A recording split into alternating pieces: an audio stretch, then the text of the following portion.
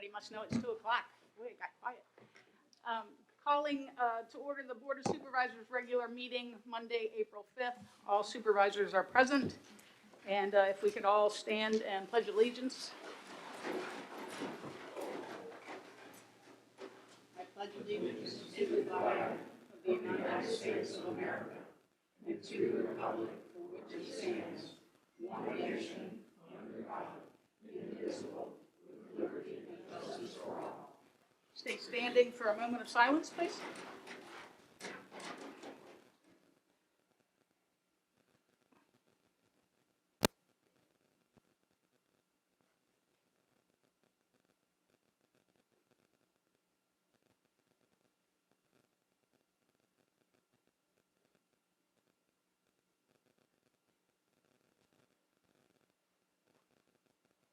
Thank you.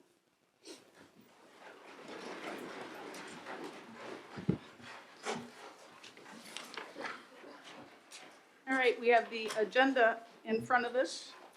I'd entertain a motion. Move that we adopt the agenda as presented for today's meeting. I second. We have a motion and a second. Any discussion? All those in favor say aye. Aye. Aye. Any opposed? Thank you. This moves us into presentations. I understand that Dr. Grimsley is on spring break, and although she is on Zoom, her report is attached on BoardDocs, and she is available if anyone should have questions for her.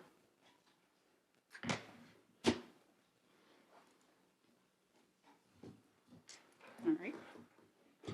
Hearing none, Dr. Grimsley can continue her spring break. Now we have Patrick Kenny, the newest superintendent with the National Park Service, and he's here for an update.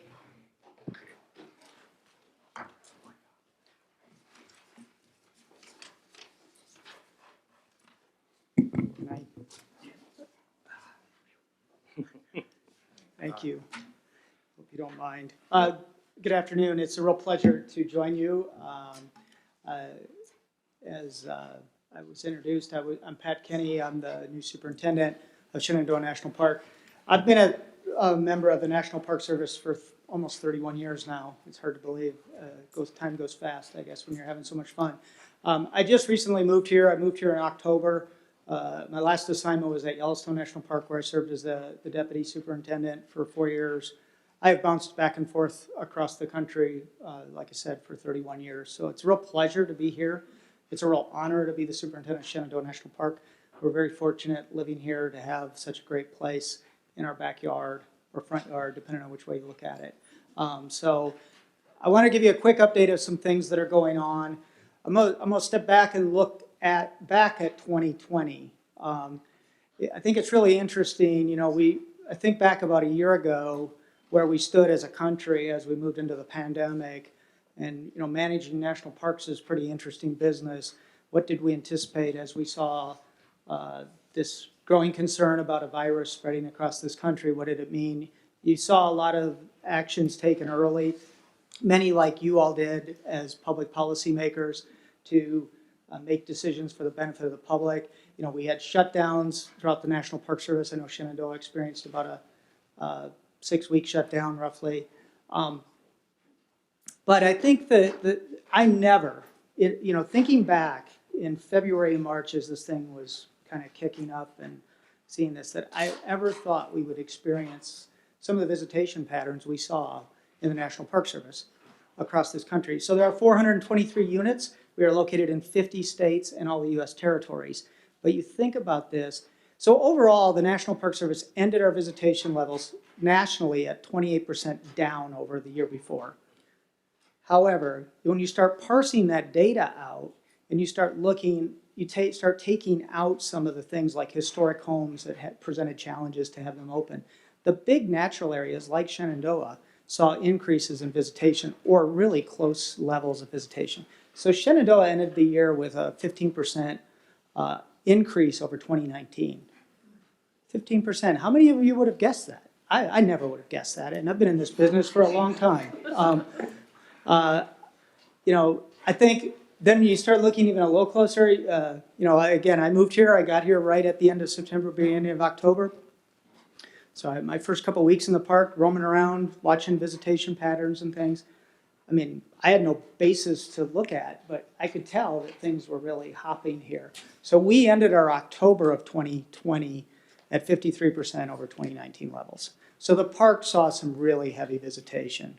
And I know that that presents challenges to the communities around the park. And this park's unique in how many communities are surrounding this park.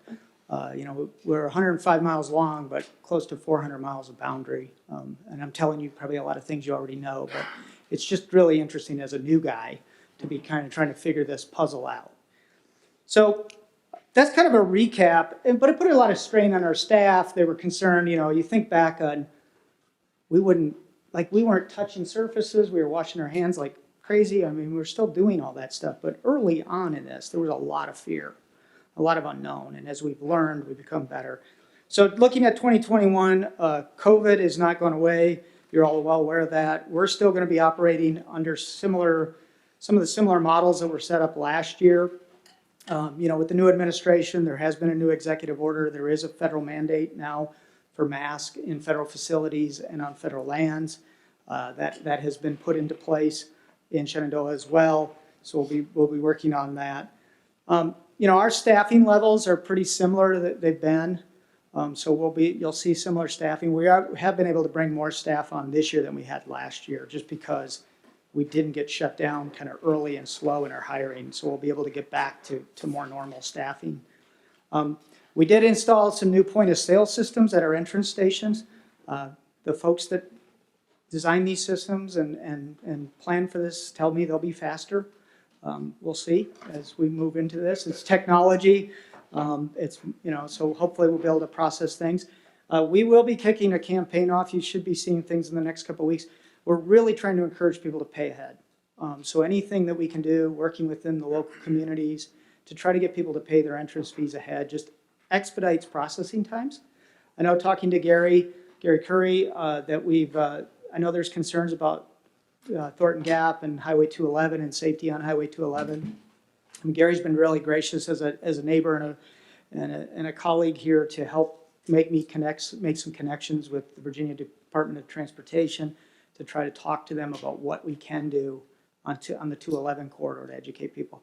But anything we can do locally in the communities to help spread the word about getting your passes paid ahead is a big step. And so I've been trying to think about that and be happy to talk. I know some of your communities, I know have reached out and some folks have reached out to me from Sperryville. They're very interested in growing their tourism connection and their gateway community type status with the park. Really happy to talk to those folks and learn more about what they're thinking, what they want to see. Just on an operational note, want to put this in, it's kind of I just want to give you all a heads up. We put out a press release last week. We'll be doing a prescribed fire in Big Meadows. Looks like we're going to hit a prescription tomorrow. So tomorrow you may see a little bit of smoke up in the park. And we'll make that decision in the morning. But I just signed the go, no go just before I left to come over here to meet with you all today. I wanted to be sure you were aware of that. 21 projects. We do have some really big projects going on that you'll see some changes going on in the park. At Skyland, Delaware North Corporation, which is a great partner of the park. They have the concession contract to operate the lodging. They are taking on redoing the Skyland Terrace right off the dining room. Unfortunately, the project has slipped schedule-wise. We all have probably had that experience with our contractors. So it's going to spill pretty far into the summer. Hopefully we'll have it up and running for fall. But there were some drainage issues, and I won't get into all the details, but the terrace will be offline. The great thing is the concept drawings for that are beautiful, and once the terrace is reopened, you'll have a spectacular place to take in the Shenandoah Valley views. Road construction, we can't have a summer without road construction. There will be a section of construction going on from milepost 50 to milepost 65. That's our normal channels that we see monies for roads. I'll talk a little bit more about some good news for the park in a minute. But miles post 50 to 65, which basically is where we ended last year. and we'll be picking up again. Some really good news. Great American Outdoors Act was passed into law passed by the last Congress and signed into law by President Trump. It's outside the tax revenue. This is monies that are being peeled off for new oil and gas leases. They're looking at 1.6 billion, yes, that's with a B, dollars annually for 5 years coming off of oil and gas leases to be used for addressing maintenance backlog throughout the National Park Service and other public lands as well. Shenandoah has been very fortunate. We're going to see about $30 million in fiscal year 21. It's a huge coup for us. We've got two big projects in this. One is the demolition of some obsolete structures. It's about a $3.5 million project. It'll get rid of some buildings in the park and reduce our backlog, so to speak, in the maintenance world for buildings that we're currently not utilizing, but we get them off our rolls. The other big project is about a $26.5 million road project. It'll address 54 miles of Skyline Drive for pavement preservation and redo 19 overlooks in the park.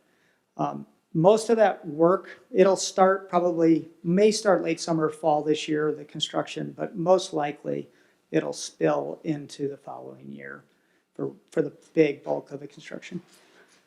So Great American Outdoors is an amazing opportunity. This is a once-in-a-career type thing for me as a manager of a park like Shenandoah. So we've been working through our internal processes, you all can relate to that, to try to get additional monies coming out of this project, out of this fund source. We just submitted packages for fiscal years 22 through 25 that total $250 million total. I'm a realist. I know we won't see that much money, but those are our asks going up the food chain, so to speak, to ask for those dollars. So hopefully, and it's a lot of infrastructures. Some of it's not real high profile stuff, but it's critical for managing a park like Shenandoah. Water plants, wastewater treatment facilities, buildings and things, that just general infrastructure. We did propose some improvements to some of our campgrounds and some things that are more public facing. Again, we don't have an answer on how much of that we're going to see, but I suspect we're positioned well. Let's just put it that way. So I won't take any more of your time. I just want to say thank you for an opportunity to come in here and talk to you. I'll be happy to come back anytime and talk if there's issues. I know there's concerns about Highway 211. I know there are concerns about some of the boundary trailheads. I was out Friday. I'll just tell you, I went out Friday based on Gary's advice and looked at the trailheads. If you guys want to get together and talk through some of those issues and concerns, if you have residents that have concerns, I would love to hear from them and talk to them about their concerns and see what we can do to address them. I'm a strong proponent of partnership, and parks can't be managed as islands. We have to work with the communities around it.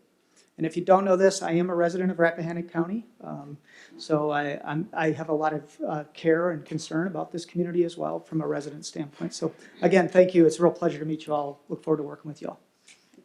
Thank you, Superintendent Kenny. Anyone have questions, comments? I just wanted to thank Superintendent Kennedy for coming today. I feel like last year we kind of ran the gamut of issues with everything from the pandemic to the plane crash in Dark Hollow that then closed that down and forced people onto other trails and created issues for a week or two that people wouldn't have foreseen. And like you said, the Thornton Gap backup that we had that one weekend, which I think was either a holiday or a free access weekend. So anything we can do to kind of keep the entryways clear throughout the county and also keep that 211 clear over to Luray and make it clear that people do need to stay to the right if they're going to enter the park. That's fantastic, and it's so nice to establish the relationship so we can reestablish the relationship so we can avoid those kinds of problems this year again. Thank you. Thank you. We do have fire and rescue in Sperryville that obviously get calls every now and then up to the top, and any type of communication, relationship building, I think there would be really welcomed. Okay. Yeah, actually, we have a new chief ranger in the park. She started about a year ago, and I know she's been trying to work through. I'll just tell you from being the new guy, it's really hard to get out and meet people and try to build relationships right now with the pandemic. So she's been working real hard trying to get those relationships established with local law enforcement as well as emergency services. But we'll do our best to make sure that those continue to make those efforts to make those partnerships work. Thank Sounds you. great. Anything we can do to move that forward, let us know. Thank you very much. Have a Thank great you. day. Appreciate your time. Superintendent, very quickly, I just wanted to thank Sally Hurlbert and then your predecessor, Jen Flynn, who worked with us really quickly at the outset of the pandemic. And you probably know just from the file that we shut down all the trailheads in Rappahannock County. And I think it was just one way that we could disincentivize people from coming here when frankly we didn't want people here Right. for obvious reasons. And to that end, and I want to echo Ms. Smith's emphasis on just keeping traffic moving and not backing up, especially at popular trailheads. Ms. Smith has the unfortunate privilege of having the most popular trailheads in the Piedmont voting district, past Mountain Buck Hollow, both on 211, and then Little Devil's Stairs off of Kaiser Run. Kaiser Run in particular is right near my voting district, and last year on a cloudy, rainy day as the pandemic kicked in, there were 100 cars there by 9 in the morning. So if we get to a point, and obviously people are still charging outside, everyone wants to be outside. If we get to a point as the spring goes on and a trailhead like Little Devil's Stairs backs up down Kaiser Run Road, what can we do about it? And I mean, that parking area is limited. There's dense population there. I think that one in particular is of real concern to all of us. Yeah, you know, I wish I had good answers for you today. I don't. I mean, I'm still trying to learn these issues. Yeah, sure. I was just out there Friday. I was going to ask if you Yeah, I was out there Friday, looked at it. You know, we do have some space luckily at the end of the road with parking. It's not all shoulder-like parking. There are some opportunities to partner on that. I don't know what the county's perspective is on and the community's perspective is, and would they like to see development of trailheads or not? Those are things that are opportunities that could be looked at. You know, we may have to work in partnership there to figure out how do we say, what does the county want on those road shoulders as far as parking and no parking? Because once it leaves the park boundary, I don't have any jurisdiction on making decisions to say you can't park there or not. So it's definitely going to have to be something we're going to have to sit down and talk about and try to figure out what the best solution is. We should do that. Yeah. I'm open. I know I told Ms. Smith this, is that I need to get out there again now as the weather gets better and see it. You know, there were 2 cars there Friday when I was there, so Well, that's good news. Most weekend days, you can go out there and they're parked up the side of the road. Right. Yeah. Which as long as it's not impassable, I mean, tends to be status quo, is that people do park to the right. And as long as it's not to the point where it's not passable, like the situation that developed at Red Oak last year, I think folks that live down there don't construe it as a problem. But if it should ever become impassable, obviously fire and rescue would have issues getting through, you know, things like that. And people need to have access to their property. So we just need to make sure that that doesn't happen here. Right. I'm really sympathetic to the neighbors. I think we need to figure out what's best. And if we can open a dialogue with you and with the neighborhoods, we're open for that conversation. And then last thing, and we'll let you go, the prescribed burn for Big Meadows, how's that going to affect the campground up there? Because I've got 2 children who are hoping to get up there. We don't think, you know, we're pretty comfortable. It's a pretty light fuel. We're just burning grass. So that'll stay open. Okay. Yeah, the campground will stay completely open. Okay, We're going to shut down the actual burn unit for the duration of the fire, which will be Okay. just basically a couple hours. Oh, okay, great. So, and then there might be a little bit of smoke in the air, like I said, tomorrow. I felt but- panic there for a minute No, when no, you mentioned it. it's only 50 acres. We're not, Okay, the Forest Service is torching off like 3,500 acres today over on the other side of the valley, but it's only a 50-acre burn. great. Thanks for your time. All right. Any other questions? Thank you. I look forward to working with y'all. Thank you very much. All right, next on the agenda, presentation by the Library Board of Trustees. Hi, Hey, Victoria. I'm Victoria Fortuna. I'm the current president of the Library Board of Trustees. And we have a number of our members here. Terry Sidrow and Judy DeSarno, and everybody knows Amanda, who's our library director, and also Kathleen Robertson and Bill Meninger. Kathleen is the president of the Friends of the Library, and Bill is the treasurer. And we also have Bill Deedle, who is the organizer and president of the Library Support Foundation. So you should have in your packets an activity report for last fiscal year. And I just wanted to highlight a few things about it. Significantly, in section 1, last year from July 2019 to June of this year, we had over 16,000 people logging into our Wi-Fi. So that's a pretty good indication of a real different way people are using the library, and not just the Rappahannock Library, but libraries in general. And obviously, you all know that we have an issue here with people's access to Wi-Fi. So that kind of gives you a pretty good clue as to what people are looking for. Under section 2, I just wanted to point out that in fiscal year 2020, the library used approximately $54,000 of its endowment monies to basically for repair and maintenance of the building. And by the way, we thank you all for your support throughout the years and your continuing support from a budget standpoint. We're about 1% of the overall county budget. So in 2020, we had a number of accomplishments. We developed and adopted our new 5-year strategic plan. The Library of Virginia requires all libraries to have a plan. That's posted on our website if anybody's interested. We conducted a search and hired our new library director, and we've also hired a new youth services librarian. Her name is Sharon Buchanan, and if you haven't stopped by the library to introduce yourself, please do. We obviously had to deal with all the COVID stuff, and we had dealt with that. In the meantime, the two librarians who were there for most of the pandemic shutdown weeded through and reorganized the library's collection, and I think they did a great job with that. And Amanda's been wonderful in trying to quantify a lot of our statistics and really give us a good idea of where our efforts are going. So I applaud Amanda for that. She's been doing a great job of really quantifying and paying attention to all the numbers that we have for the library. Your library board members contributed more than 1,300 hours of their time volunteer service for the library.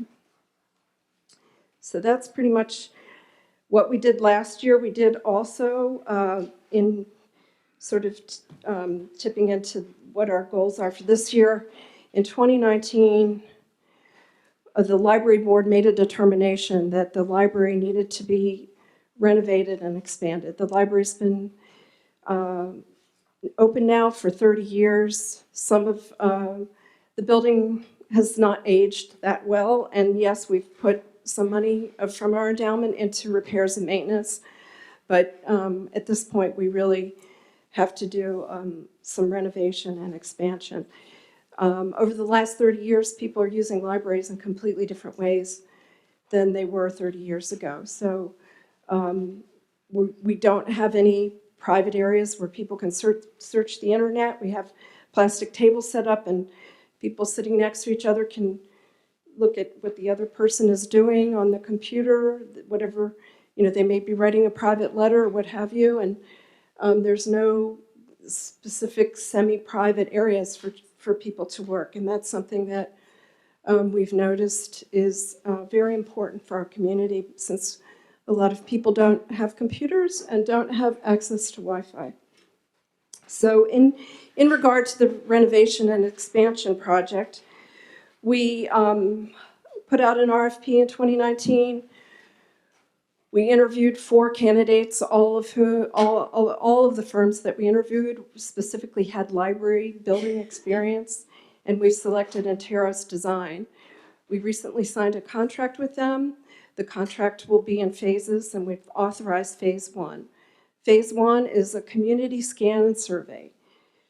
Just this past week, we received a draft survey from the architect, and we're in the process of reviewing that. We have a meeting later this week to go over the survey questions and to give some thought as to what sorts of information we would like from the community. Obviously, the community scan and survey will inform the board's decision about what sort of things that we will be looking for in our renovation and expansion project.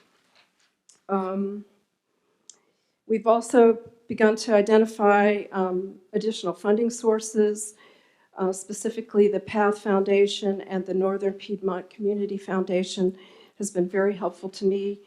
I have some draft applications to help us offset some of the cost of phase 1 of the contract. We also had on our 2020 goals the adoption of new personnel policies. Our personnel policies for the library are dating back to the 1990s. But we didn't want to move ahead without you all. So we're waiting for you all to have your policies adopted for your employees, and then we'll work off of those. This year, we also plan to review and replace, as needed, existing interior hardware and software technology. So right now, our library management system is something like 25 years old, and there are better products out there.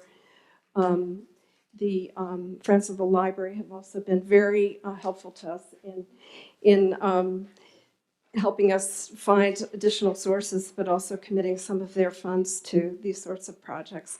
As a matter of fact, I want to thank them again publicly for donating the money to redo the Jameson room. That we have brand new audiovisual equipment that was installed just before COVID hit. So the next time we're open again and people want to use our library meeting room, which is probably, I think it's one of the only meeting rooms available to county residents without charge that's not affiliated with a church.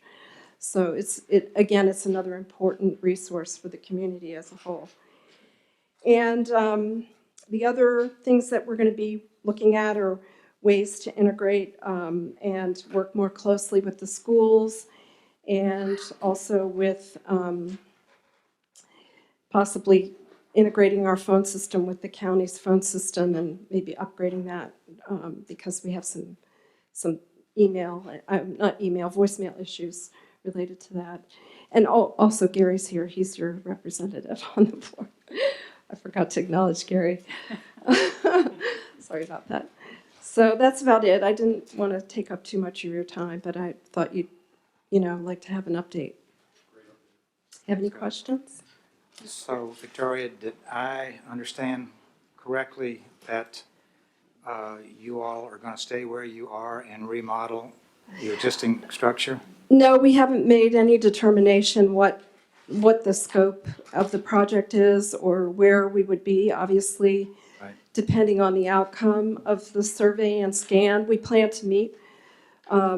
The architect will be with us. We plan to meet with stakeholders to the extent possible, either through Zoom meetings, but also invite the community to maybe like the high school, and have people come in and offer their opinions about what their needs and desires are for the community. It's obviously a great community resource, and Right. there's some needs that I feel are unmet, but obviously we need to listen to the community as a whole. Okay, so that's up in the air. Mm-hmm.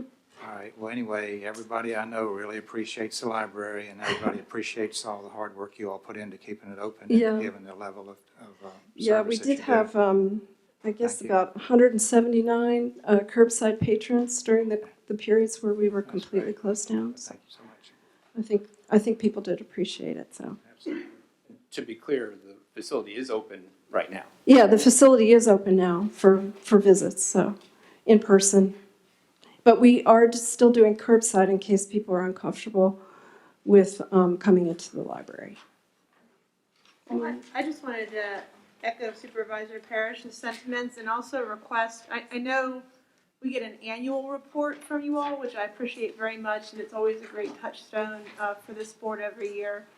And obviously, with the work that's going on with the scan and survey and contemplating making changes at the library, there's a lot of public interest in what's going on there. Would you be willing to come back and give us reports on a more frequent basis as Sure. that develops? Absolutely. And actually, maybe after the survey has been tabulated and some of the meetings have taken place, I'd be more than happy to come back and give you an idea about what the results say as a whole. That's great. Or if we can help you when it launches so that to get some exposure, that would be great too. Yeah, and we plan to advertise the survey in the paper, have them available online and by paper. We're going to drop some off. We're even talking about maybe putting them in packets, students' packets at the schools so that really can blanket the entire community. So we get a good cross-section and, try to encourage people. We might even make phone calls. Well, and our water and sewer bills go out on a quarterly basis, so sometimes they can be stuffed also. Okay, that's great. Anybody else? All right. Thank you very Thank much you. for the Thank you. report. And thank you to everyone that is helping our library. All right, next, we have the quarterly VDOT update. Mr. Nesbitt is available online. Hello, Mr. Nesbitt. Let's see if he can. He needs to unmute himself. Okay.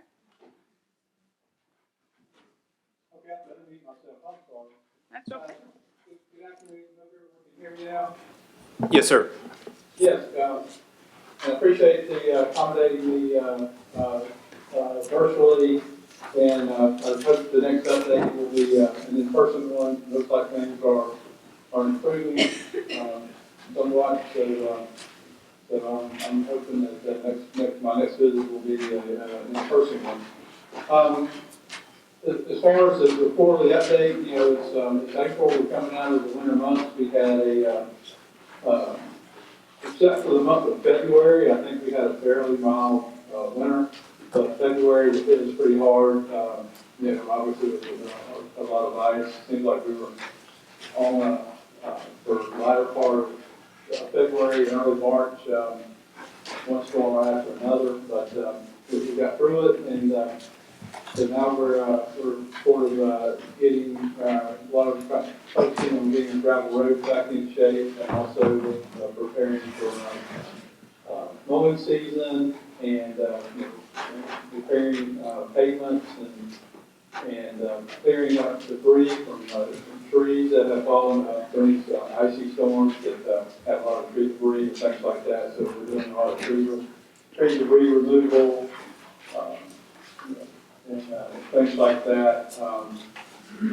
Our work orders are fairly manageable. Right now we're carrying about six work orders pending from previous months. So we've been fortunate in that respect. As far as our projects, we are, today's meeting we're going to be talking about our secondary six-year plan update. That's on the agenda, as well as we're going to be talking about two speed limits. So, but we're currently working on up the South Coast Road. It's getting pretty close to hard, to getting ready for hard surfaces when it warms up some. And later on this year, Ben Davis is managing that project, and he coordinates the secondary six-year rural rustic projects, and he can answer any specific questions about South Coast. Either he is on now, or we can wait till the six-year plan update on that road. It's very specific questions, but it is moving along, and will be completed in its full this construction season. And also, we have this here shortly, we'll be having our paving program will be starting up for the summer. And this year, and I sent this information to Mr. Curry earlier, but this year we have approximately 8.8 miles road miles of surface treatment, basically, which is a chip seal type on lower volume secondary roads, and we also have we're also paving 4.4 miles of plant mix on Route 211, a 1 2-mile section on westbound 211 between 522 and Bend New, and then a 2.4 mile section on eastbound between South Post Road and Weaver Road. So those two sections will be paved this summer, along with the almost 9 miles of surface treatment that we'll be performing.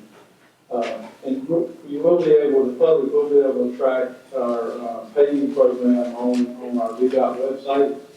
And I believe it's up and running now. I'll make sure I send Gary a link. I don't know, it was not up and running when I sent my last report, so I'll make sure I send that link to Gary so he can get it to y'all. So you can track the progress over the summer.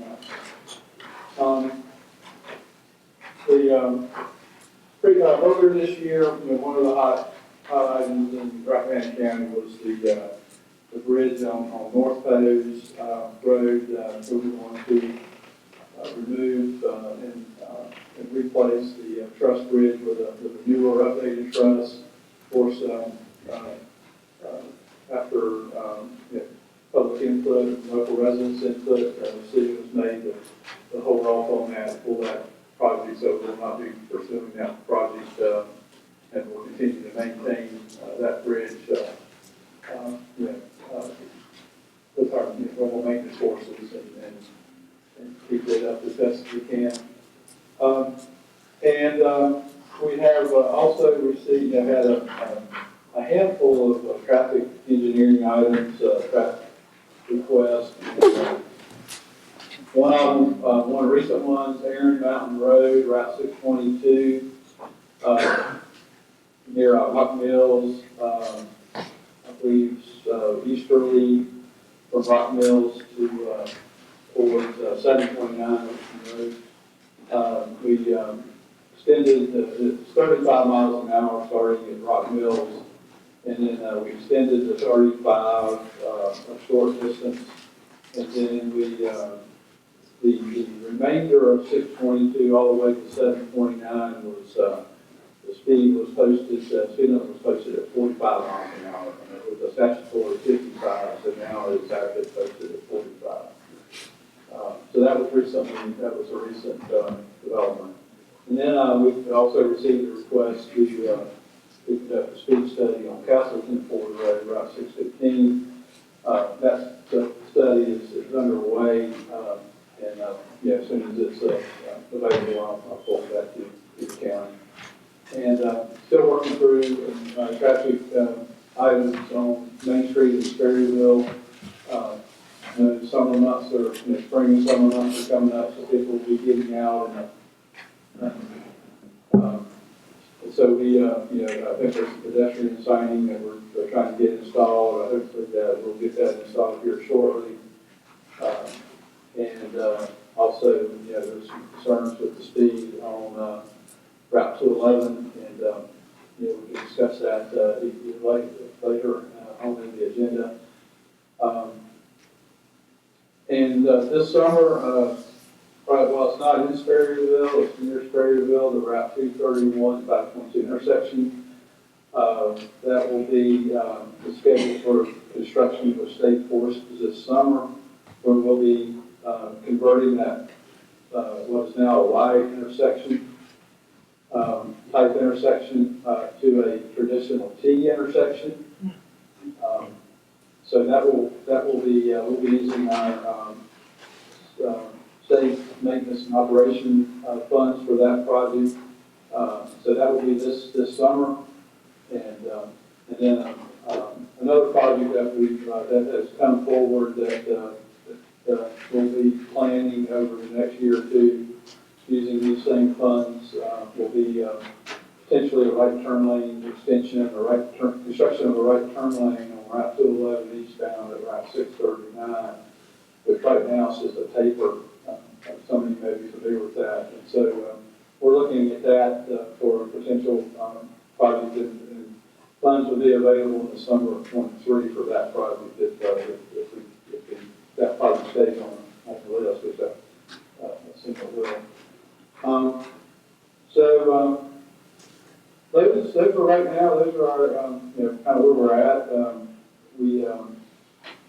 We'll be, getting into full swing with our mowing season coming up, and, I know I've heard some of the discussion with the national, with the Shenandoah National Park superintendent, and so I'm sure we'll be involved in some of those issues with the trailheads and traffic issues and parking issues, and look forward to working with the folks on those issues this summer.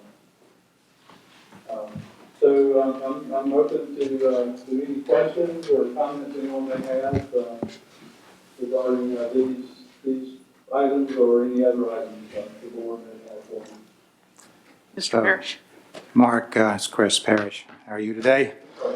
So I just took some hay up to off the grid. They got some goats up there at the restaurant, and the manager of the restaurant complained pretty heartily about the speed and the passing on the yellow line and the near accidents that she almost witnessed up there right in front of the off the grid restaurant. I just want to pass that on. Yes, sir. Yes, whereas I understand that area, is that the same area as on the agenda for? Yes, sir, I believe it is. Okay. Under new business. Mark, this is Kier Whitson. I just wanted to say thank you. Once all the rough weather in January ended, you got out, your team got out on Long Mountain Road, 626, and did a good job there from Rock Mills running up to approximately Ridgeview. There's just one area opposite Old Ice House, and I'll send you a note separately. There was a ditch there that I think was pretty key to keep one of the uphill areas from eroding. I haven't been back to see what the recent rain did to it, but I'll contact you, and maybe I could get out there with Mr. Jenkins and just take a look at that ditch line and make sure that it's doing its job. But most importantly, I want to thank your team for getting out there despite bad weather and getting that work done. It looks really good overall. Thank you. Thank you. I'll make sure I'll do the thing up there. And this is Debbie Donahue. The work you did on fodder stack and resettlement, that corner is so much easier to see cars coming around. Thank you so very much for getting on that quickly. I will get back with you before winter comes about potential culvert under that road, because that can be a pretty dangerous downhill from resettlement to fodder stack when it's icy. Okay, yeah, I remember that there was a potential that we need to install a culvert that was made, may help things there. So I'll circle back with Mr. Dinkins on that as well. Thank you. Mr. Nesbitt, it's Christine Smith. How are you doing today? I am great, thank you. How are you? Good, good. I thank you for mentioning the signage, especially I know engineering the crosswalk sign there in Sperryville for the one remaining one that needs to be marked on the pole. I know that was challenging to figure out, but it sounds like you all are still working that through. Yes, they've had a little, not to make an excuse, but they've had some turnover in their sign maintenance department, and but I feel certain that we'll be able to get to that within the next month or so. Okay. I'll keep in touch with them and keep that on there. Sounds good. And I know that the other things were the speed monitored by radar signage at both ends of the village were things that we had talked about. And then hand in hand with that was the repainting of the lines with the special paint, the thermal paint that required warmer weather application. And I wondered if we would get to that this spring as well. Yeah, we're still trying to get that scheduled, and the intent is to get a product out there that will provide that delineation that we're looking for. I'm getting a little pushback on the thermoplastic because of the fact that it gets peeled up when we have to plow, and, but I'm trying to see if we can't either put, a couple of coats of paint on it, or, something that will hold up a little better than just paint, so, but we will provide that, delineation in some form, here in the next few months. Thank you, Mr. Nesbitt. And then the other thing I know we had talked about, or sent emails, exchanged emails about last week, was with the renovation of the rescue squad on Main Street. There's now a speed limit sign that is sort of in the way when they make their exit from the parking lot onto the road, and relocating that speed limit sign. So you all are normally so great to work with fire and rescue for items of this nature. Are you able to get that moved, do you think? Yeah, I was off last week. I remember seeing the email. It was passed on to our traffic folks that I haven't followed up on with them yet, and I'll make sure that we can follow up and make sure we get. I don't see why we couldn't adjust it if it's creating a problem. But I will follow up and let you know. Thank you. Great, I appreciate it. Thank you, Mr. Nesbitt. No problem. Mark, Ron Frazier here, if you have a minute. Yes, sir. You had mentioned the downed trees and, the debris work that you had to do, and I noticed that VDOT had did quite a bit of work along, 211 east and westbound near the county line, and then you had also worked on Benvenue Road, but just in driving around my part of the district, I see a lot of dead trees that are standing, and if they go over, they're either going to take out a power line or the come across the roadway. And I guess, do you have those roads in the and I guess in the pipeline that you're going to be working on, or do you need a list of where those trees are? Well, I know that has been an issue, especially with ash trees. The emerald borer has been a huge problem. And I know that our superintendents when they see dead trees, they do call them if there's something that they can't take care of. If they're on our right of way, they will call them into we have a special team out of our district office who handles problem trees. And usually they have a contract that they use. And so if we couldn't take care of it with our support position, go to that team, and they would handle it by contract. And if there's a specific location or a road that you want me to make sure I'm aware of, I'll certainly follow up on it. But I'll remind superintendent to make sure to keep an eye out. Now, a lot of them, we only have 30 feet of 30-foot easement, so it's only 15 feet off the center line of the road. So a lot of them may not even be on our right of way. I'm not, but we typically will measure, and if it's on our right of way and it's dead, we'll try to get it taken care of one way or another. Yeah, I understand the 30-foot, and many of them are probably going to be at that or outside of it, but the problem is when they come over, they're going to be in your road. So right, even if it's off the right of way, if it falls, yeah, we'll certainly remove it.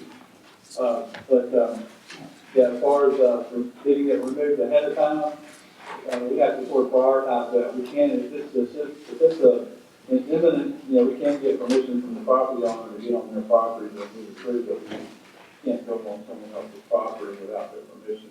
right. Even if it's a tree.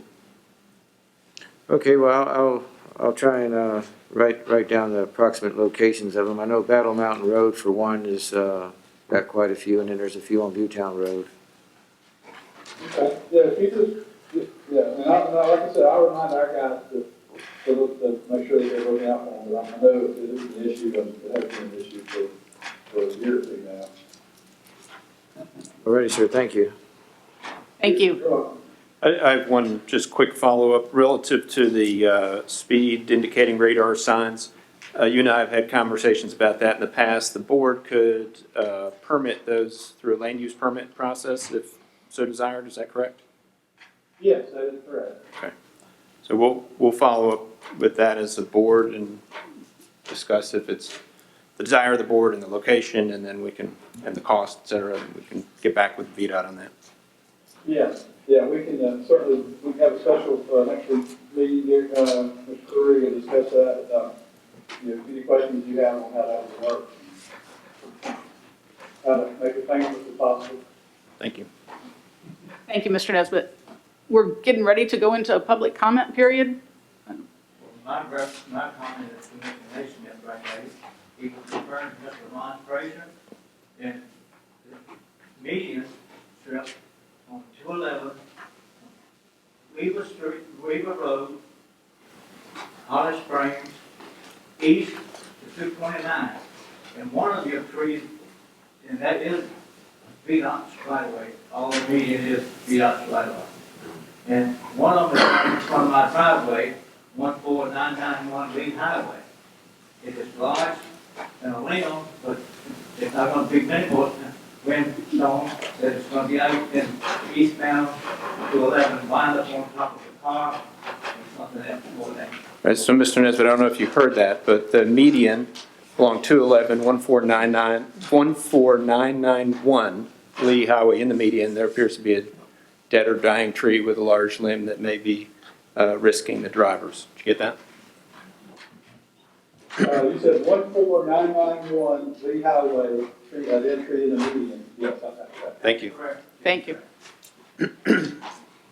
All right, we're moving into public comment period now. If you are interested in speaking, we'll limit the time to 5 minutes. Please, when you are recognized, come up, speak your name, what district you're in, and we'll be listening. Yes, ma'am. Hi, my name is Judy DeSarno, and I'm in the Hampton District, and I'm also Vice President of the board, the Library Board of Trustees.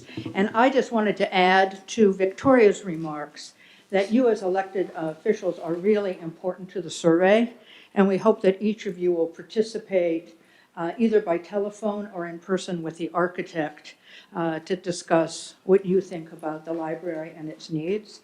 And so I was really thrilled to hear how interested you were.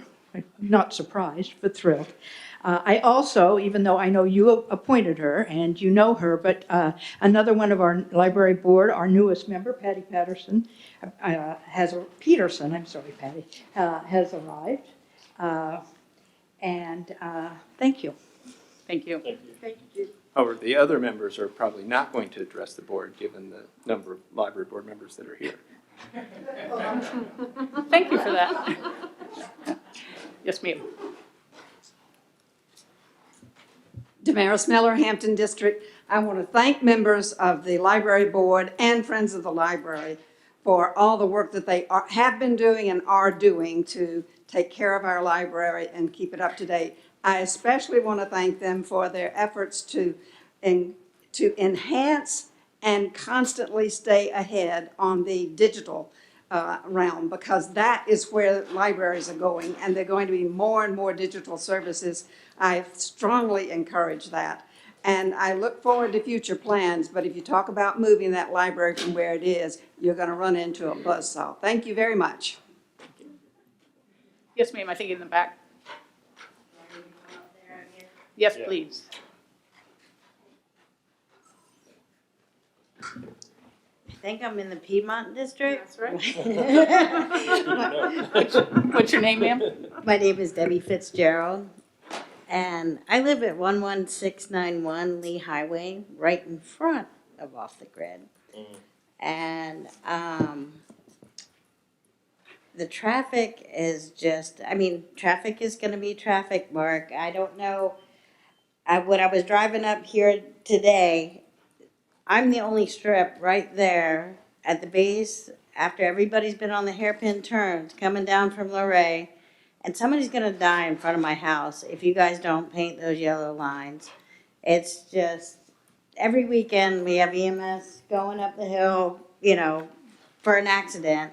But, I actually went over once somebody got T-boned coming out of Sperryville Trading Post and helped them before the EMS got there. So I think if we can slow down the impatient people that are coming down that hill we're gonna save a life, everybody will slow down and maybe like take in Sperryville and Rappahannock a little bit better if they can do it slower and safer. And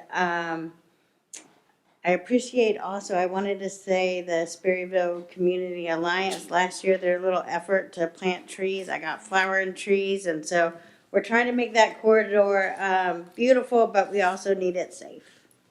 Thank you.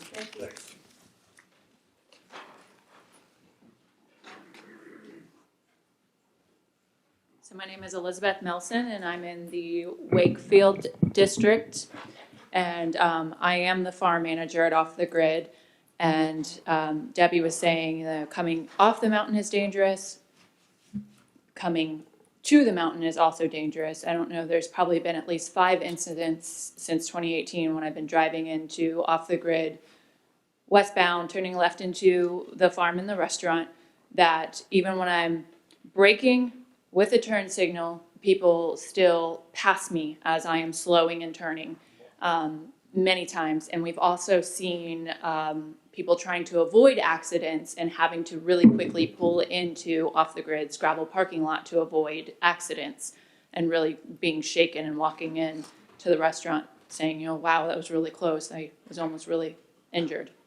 So it is agenda item H2. I'm here to speak in support of a speed study, some kind of study, you know, make a no passing zone, maybe a yellow blinking light, slowing down the speed limit there, because there have been so many incidents and so many close calls there.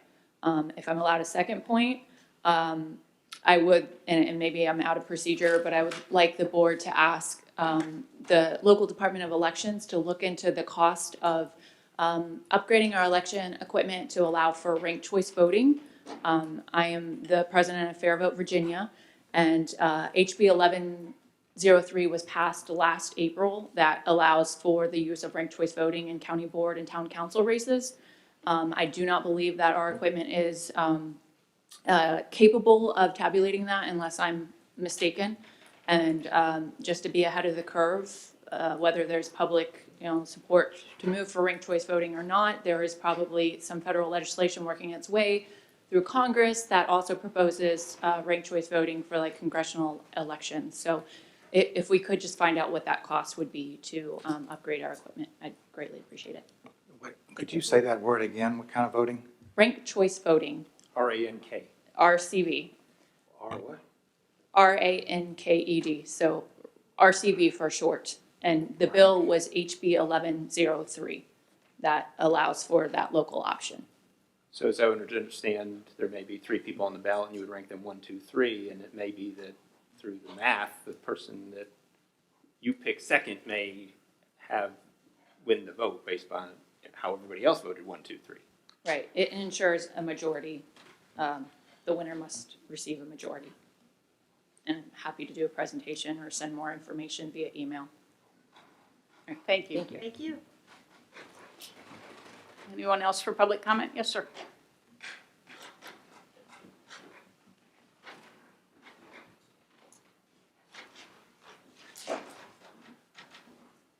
I'm Dan Mulcahy, live in Mill Hill Road, Wakefield District. I want to thank Debbie for working with all of us to get Mill Hill Road Route 631 taken care of.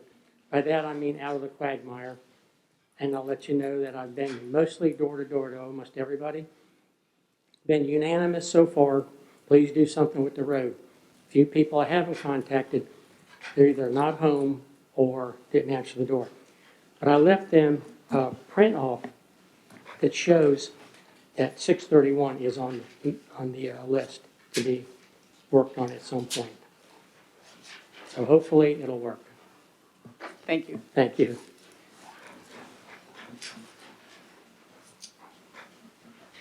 Yes, Sheila?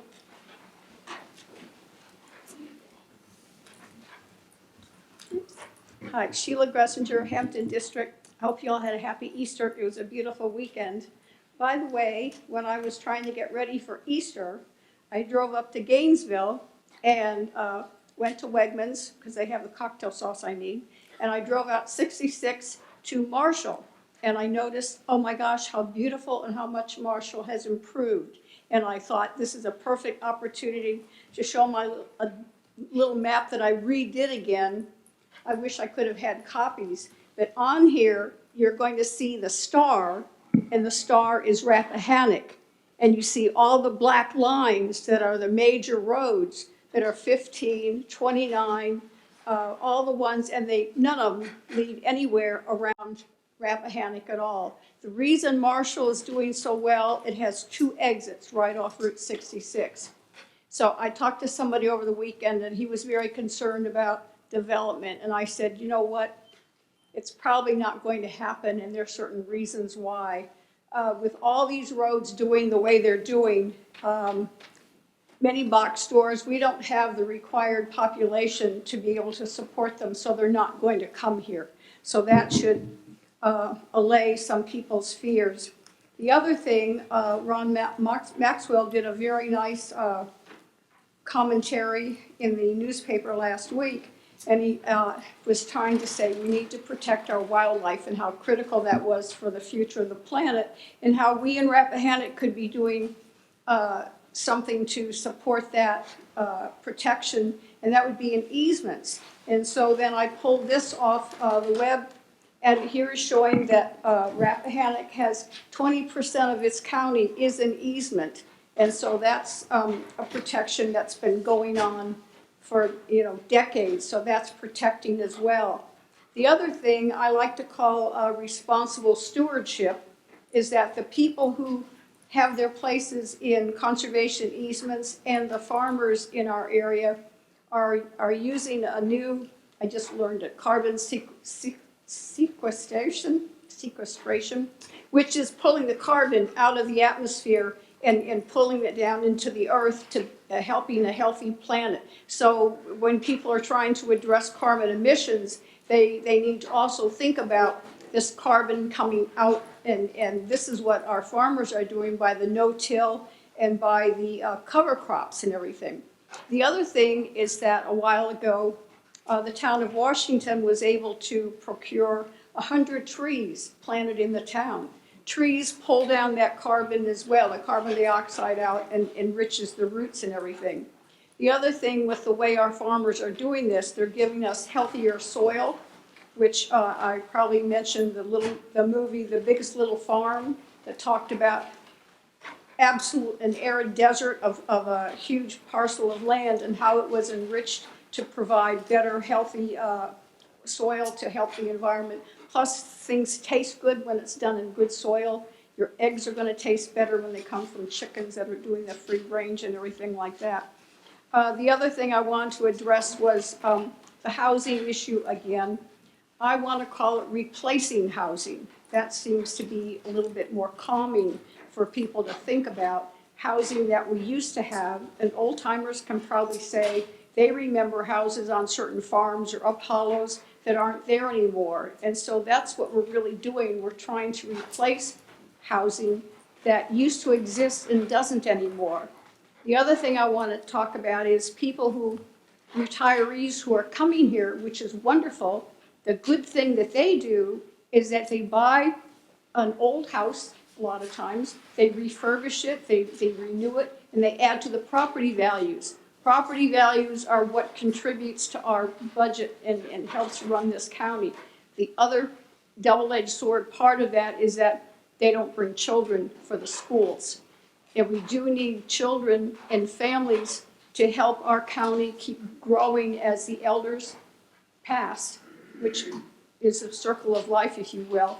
We need people who are coming up, and I've talked about that before. So I applaud this county for everything it's doing. I think it's doing really well. The comprehensive plan has us on the right path and has protected us for decades, and I think it'll do so going forward. Thanks. Thank you. Anyone else? Mr. Deedle?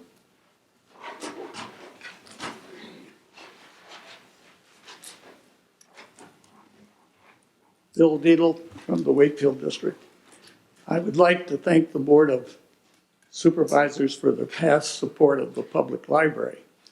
You heard the report from Mrs. Fortuna and their plans for the future. I regret that one of our earlier speakers ended with a threat that there would be opposition whether, if the board of the library chose to go to a new site. Because what Mrs. Fortuna was saying was there is a procedure which the board of the library is following, which invites the public, everybody, to come and speak about what the library's needs are. And then it's the decision of the board of the library to decide where can they be best met and where can they be best met and be afforded. They're on the right track, and they need the Board of Supervisors' support. Thank you. Thank you. Yes, sir.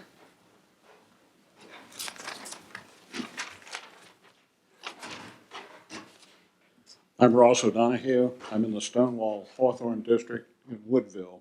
I want to commend Victoria for her excellent report on the library. Her remarks clarified a number of rumors or inaccurate, some of the inaccurate information that has been circulating regarding the plans for the library.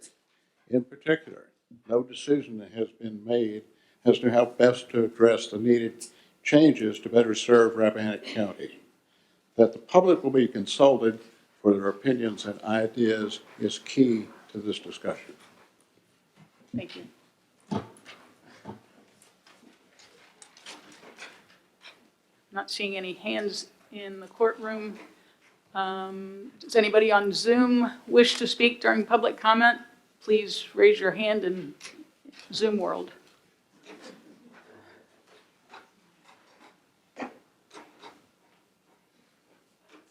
Not seeing any. You seeing any? Okay. Not seeing any hands raised. I will close public comment period, and we'll continue with the agenda.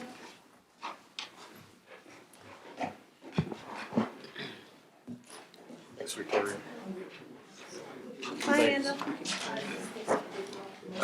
Madam Chair, members of the board, if I could, I noticed kind of late to get any of the comments or thoughts, but I noticed at least one typographical error with a name in the, I guess it's the February minutes.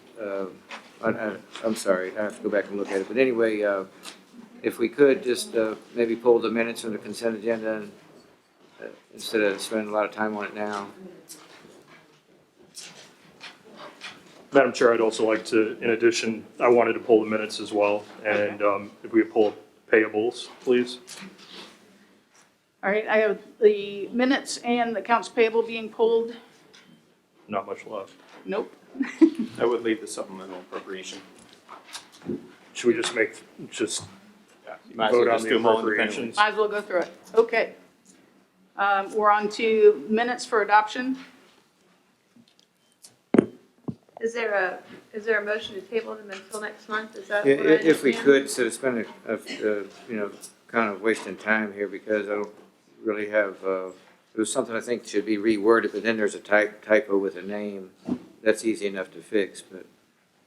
I think Mr. Woodson had something as well.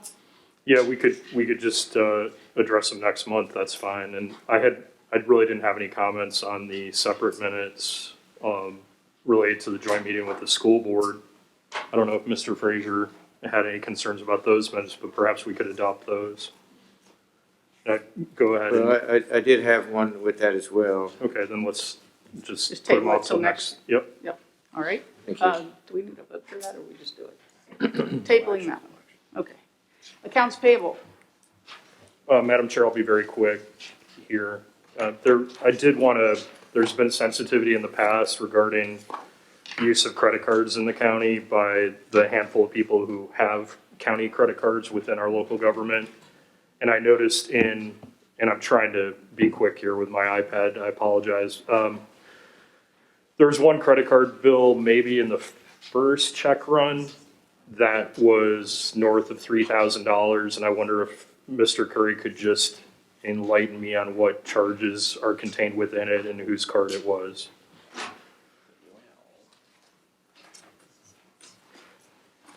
Possibly. I can forward you the statement. Yeah, I have them in email. So,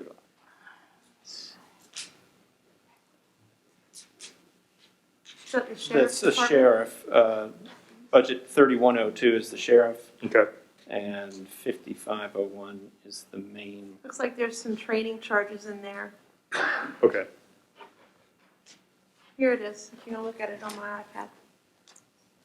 And if you would like, the treasurer's office will forward those to you if you'd like. A couple of board members have those sent to them before each meeting. Can add you to that list. Yes, I like looking at the Sure, add me to the list. Statements. No, I'll save everyone time. Thanks. You're welcome. So I was going to ask, I saw the payment to the VACOR, the insurance company. Is that, for what period of time is that? It's quarterly. So what we pay annually is 4 times that? Correct. And that was, wasn't that about 18,000? I can't remember. I think we're in the upper 60s for all the different types of insurance that we need, from workers' comp to line of duty act to Okay. property and liability for the year. When Okay. it's all put together. Thank you. My only other question was the payment to Page County, since we're now rolling along with that contract for refuse and recycling. I saw one payment here, $16,577. Are you able to just confirm what time period that covers? And That was February, short month. okay. That's pretty small. Yep.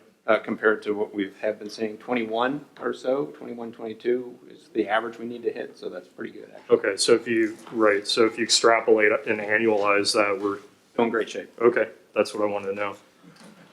Thank you. And then the only two I had was Tony's Body Shop. Were you able to? Still look before the meeting. I know it's sheriff, but that was a heck of a body shop.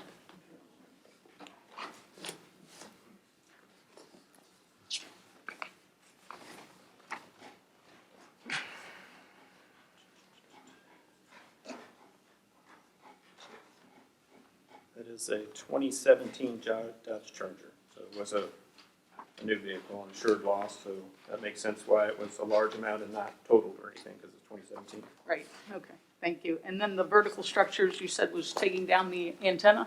The tower. The tower. The old tower behind the sheriff's office. All right. Any other accounts payable questions? Madam Chair, since I tripped this up, I'll move that we adopt the accounts payable check runs and pay the bills. Second. As listed in the agenda? Yes, sir. All right. And that was Ms. Smith? Yes. We have a motion and a second. Any further discussion? All those in favor say aye. Aye. Any opposed? Thank you. Supplemental appropriations.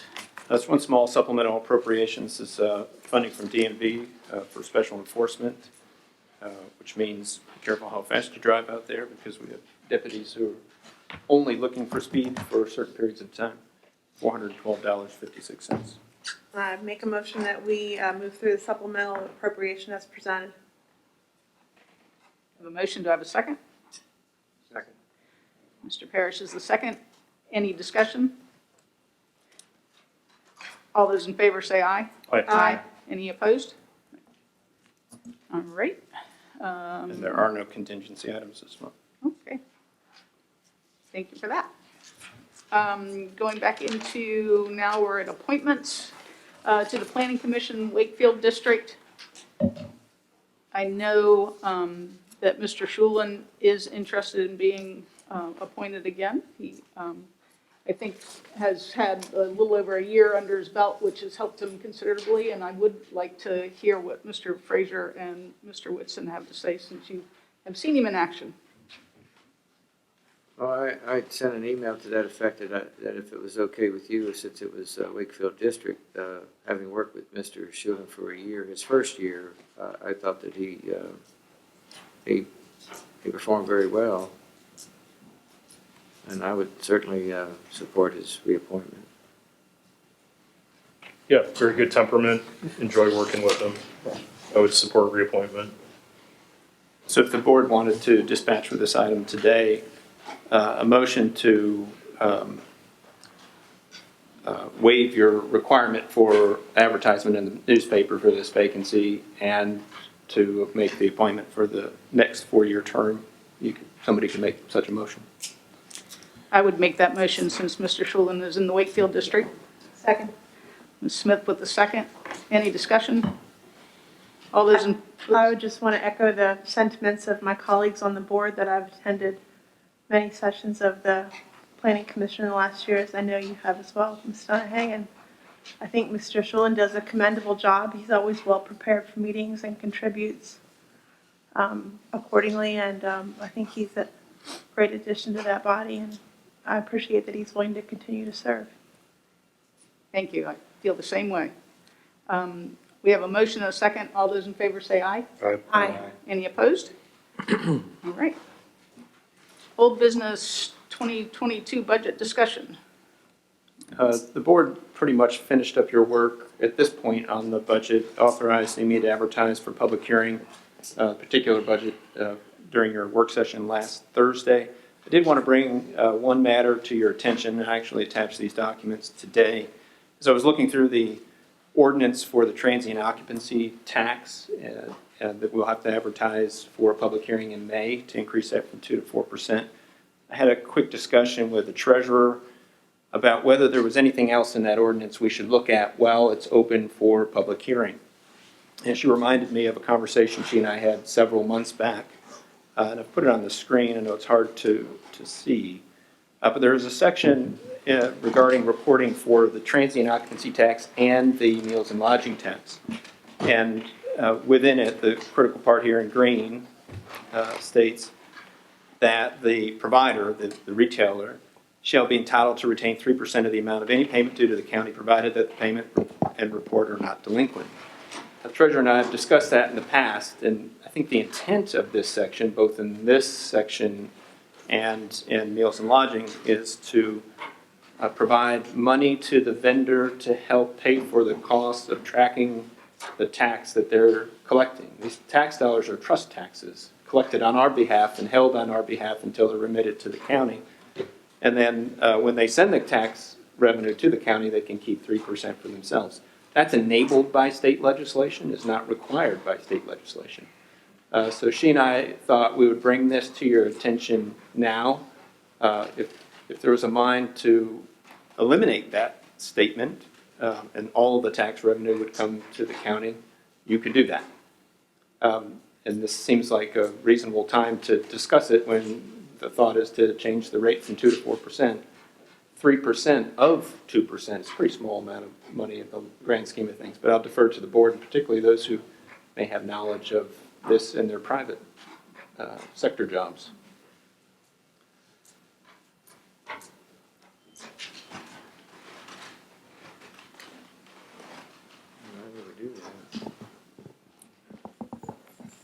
For some reason, I recall this came up last year. I remember talking to the treasurer about it. It came up because we allowed people to defer payment of meals and lodging for a quarter due to the pandemic. And then there was a question of, well, do they get to keep the 3% if they are after the deadline, but an extended deadline? And ultimately, there was an emergency ordinance passed that cleared that up for that cycle. And this is both meals and lodging, correct? There is parallel language in the two sections. You just happen to be looking at transient occupancy. If you were to look at food and beverage, you'd see the exact same language. And the remitted amount, my recollection is we're approaching or perhaps have exceeded $300,000 annually. Is that right? About there. Okay, so we're potentially foregoing 3%, roughly 3% of 300,000. So $9,000. Correct. And I suppose there's an element here of incentivizing people to pay on time, I think is where. There are penalties involved if you don't pay on time. I never filled out the forms, but this adds a layer of complexity on top of reporting the right amount of taxes you've collected. You know, you have to then take off the 3% if you pay on time, but if you don't pay on time, you can't take the 3% off and you get a penalty. So it seems like a complexity that's really not important, but it is a cost to your establishments, albeit a rather small cost. Yep. Before I advertise the very, very simple change that's shown in yellow, 4% rather than 2%, I wanted to bring this topic up to the board. So we have to have a public hearing in any event, correct? Yes, but if you're going to do that, and the advertising has to be clear enough to show. Yep. And then, of course, there's 2 ordinance sections for the different types, and the board could authorize me to advertise for all of this, for the meals and lodging and the transient, to change the 2 to 4, and to potentially take out the other wording and allow the public to come talk to you about it. I think that's a great plan. I would agree. That's general consensus. I'll charge forward with that advertisement then. So the consensus is to include this additional change and try to net that additional $9,000 to $10,000 in revenue? Included in the advertising the public hearings, But, so that if anybody's concerned. I understand that I would advertise it in a way that the board could do all or just change the rate, depending on what you hear from the public. Overlay. Sounds fair. I think that's, But I really am opposed to that change though, folks, because it's one thing for us to impose a requirement on business owners that they collect a tax for us, but now we're telling them that they have to pay for the cost of collecting that tax. It's kind of a, I don't really like that. So if that's gonna be a vote, I'm gonna vote against it. Motion's always in order. We want to make it clear what the consensus is. I would go ahead and move that we advertise this change for public hearing inclusive of the tax rate change from 2 to 4%, and also include in the possible amendment the removal of the 3% retained tax collected provision of the ordinance. And that's just for advertising for public hearing purposes, so there's a level of specificity so we don't get dinged on any FOIA or other front. Well, didn't we vote at the meeting on Thursday, though, to already recommend or already advertise the 4% increase? Yes. Okay. So there's already been a motion and a vote on that. Yes. Right. Now It's just whether to add this additional language. I think you could layer this on top separately, or you can bundle it together, as long as the vote is clear what the vote is. I think it's probably clear if we keep it separate. I would think so. I will amend the motion to expand the scope of the public hearing regarding the 2 to 4% increase in the lodging tax provision of the ordinance to include the 3% retained amount language that Mr. Curry has highlighted. I have a motion. Do I have a second? I'll second it. A motion and a second. Any further discussion? All those in favor say aye. Aye. Aye. And opposed? Hey, Is that an aye for Ms. Smith? I didn't. Yes. Yes. Thank you. You heard him making motions. All right, we are moving into new business, and hopefully Mr. Nesbitt is still on the call. I'm going to unmute or ask Mr. Nesbitt and Mr. Davison to unmute, and then I'll provide a quick intro and they can take it from there. Okay, they're both unmuted now.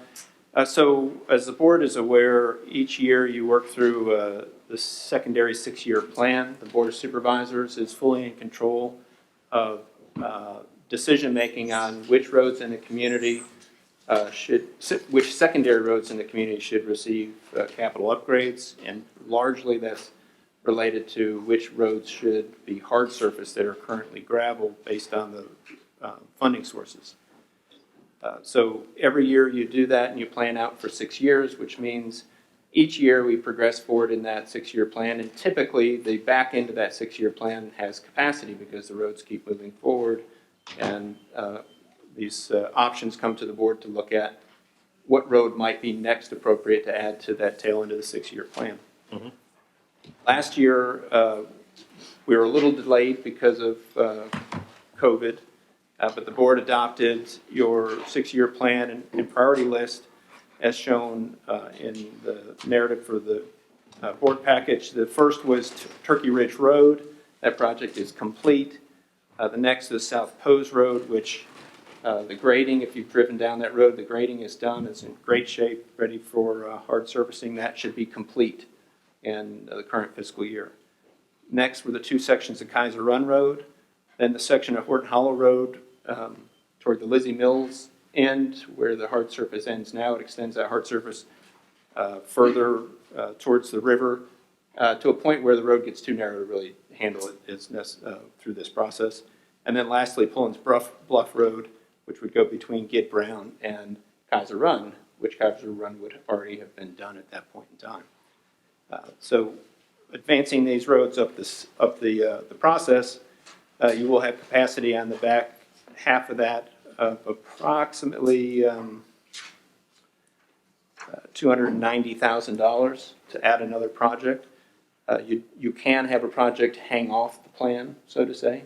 So you could add a $600,000 project, even though you only have $290,000, and that would be funded in a future year. Or between now and then, there may be some of the projects would get done a little bit more affordably. There are three roads that came up, two roads that came up last year and didn't make the list, and another that was added here recently. One is Long Mountain Road. That's the end between the end of pavement as you're coming from Route 211 and heading towards Battle Run Road, where there's an intersection there. That's a pretty well-graded, wide road. Could easily be upgraded to hard surface to that point. We know that the Battle Run Road folks have no interest in having hard surface in that direction. And Long Mountain, once you turn the corner, gets more narrow and is not as good of a candidate. Next is Turkey Ridge Road, but the other end of the project from where the last project was done, this would be the Culpeper end. Culpeper has a project in their secondary road plan to hard surface the O'Bannon's Mill, which basically transitions to Turkey Run, where O'Bannon's Mill takes a hard left inside the county. And lastly, you have Mill Hill Road, which you heard about in public comment. It's off Raleigh Hollow. It's a dead-end road, and it's long enough there would probably be two sections needed there. Those are all options. There's documents attached, and the most convenient version to look at is this table that tracks all the roads that we've talked about over the last couple of years. With that, I'll be quiet and see if VDOT wants to say anything else, and then the board can discuss this. Ultimately, what we need to do is advertise a public hearing for the next meeting to see what the public thinks about your choices and how that public hearing ad should be worded. Mark or Ben, you have anything to add? I don't know that I have been as a lot more familiar with these roads. If you want to kind of simulation the roads that are with Long Mountain, Turkey Ridge, or Mill Hill. Yes, sir. So thank you, Gary. Yes, so you covered it very well as far as the description of the current plan, as well as the proposed rate we kind of have on the wish list, the working list to further end up on the secondary 6-year plan. Long Mountain Road, as you described, is a short section, but again, very well graded, very suitable for road rusting improvements. Turkey Ridge Road, as you mentioned, yes, sir, O'Bannon's Mill Road on the Culpeper County side, 5.2 to the Rappahannock County side is scheduled to be improved here this summer. We actually should start construction there in the next 2 to 3 weeks. So that would be a good starting place for the two other sections of Turkey Ridge Road once it moves into Rappahannock County.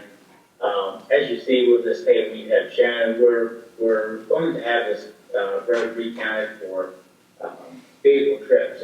It was recently updated, and we want to double check to make sure that this road has more than 50 vehicles a day. But I'm sure that will be, maybe something up with the vehicle counts, and we just need to make sure we get an accurate count on that road. Middle Hill Road, as you mentioned, it's a little bit too long to accomplish all in one project, just due to the funding amount. But two sections there, as you have listed, kind of make a good breaking point sense in a long flat area along that road. And again, there is one tight section of Mill Hill is closest to Riley Holler.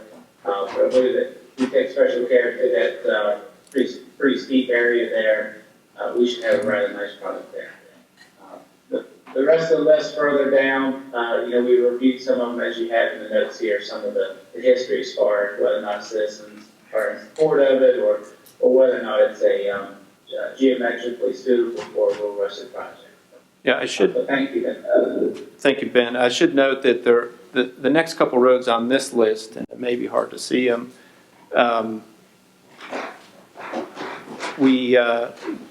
the traffic counts in 2019 apparently are a bit off, and that could be pandemic related. Swindler Hollow, you need to have 50 cars a day to average trips per day to qualify. So Swindler Hollow met in 18, didn't in 19, and probably if there was a test, a new measurement, maybe it could meet. Just like the Turkey Ridge, which, based on my knowledge of that road, there must be something wrong there. Sycamore Ridge is also tucked up into Old Hollow, and it may be iffy on getting it to meet. And of course, this is 6 years out. So, and then Gid Brown Hollow, there's 2 sections there all the way up in, which are tight. There was special traffic study or count done for that, which is where the 56 came from. That was those 56s. There's a note to the right. Actually, were in 2020, as is this 64, just as in that column. So last year, the board advertised a pretty broad list and brought in some input from the community. Most of the people who came back and spoke told you they didn't want their road hard surfaced, and those who wanted it, I guess, were more quiet about it. Here you've heard today from at least one person who wants to have their road hard surfaced.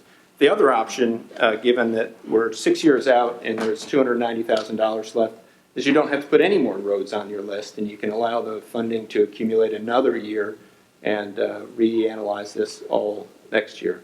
Any way you do it, you must have a public hearing, and we must advertise for that public hearing in a way that tells the community what you're contemplating.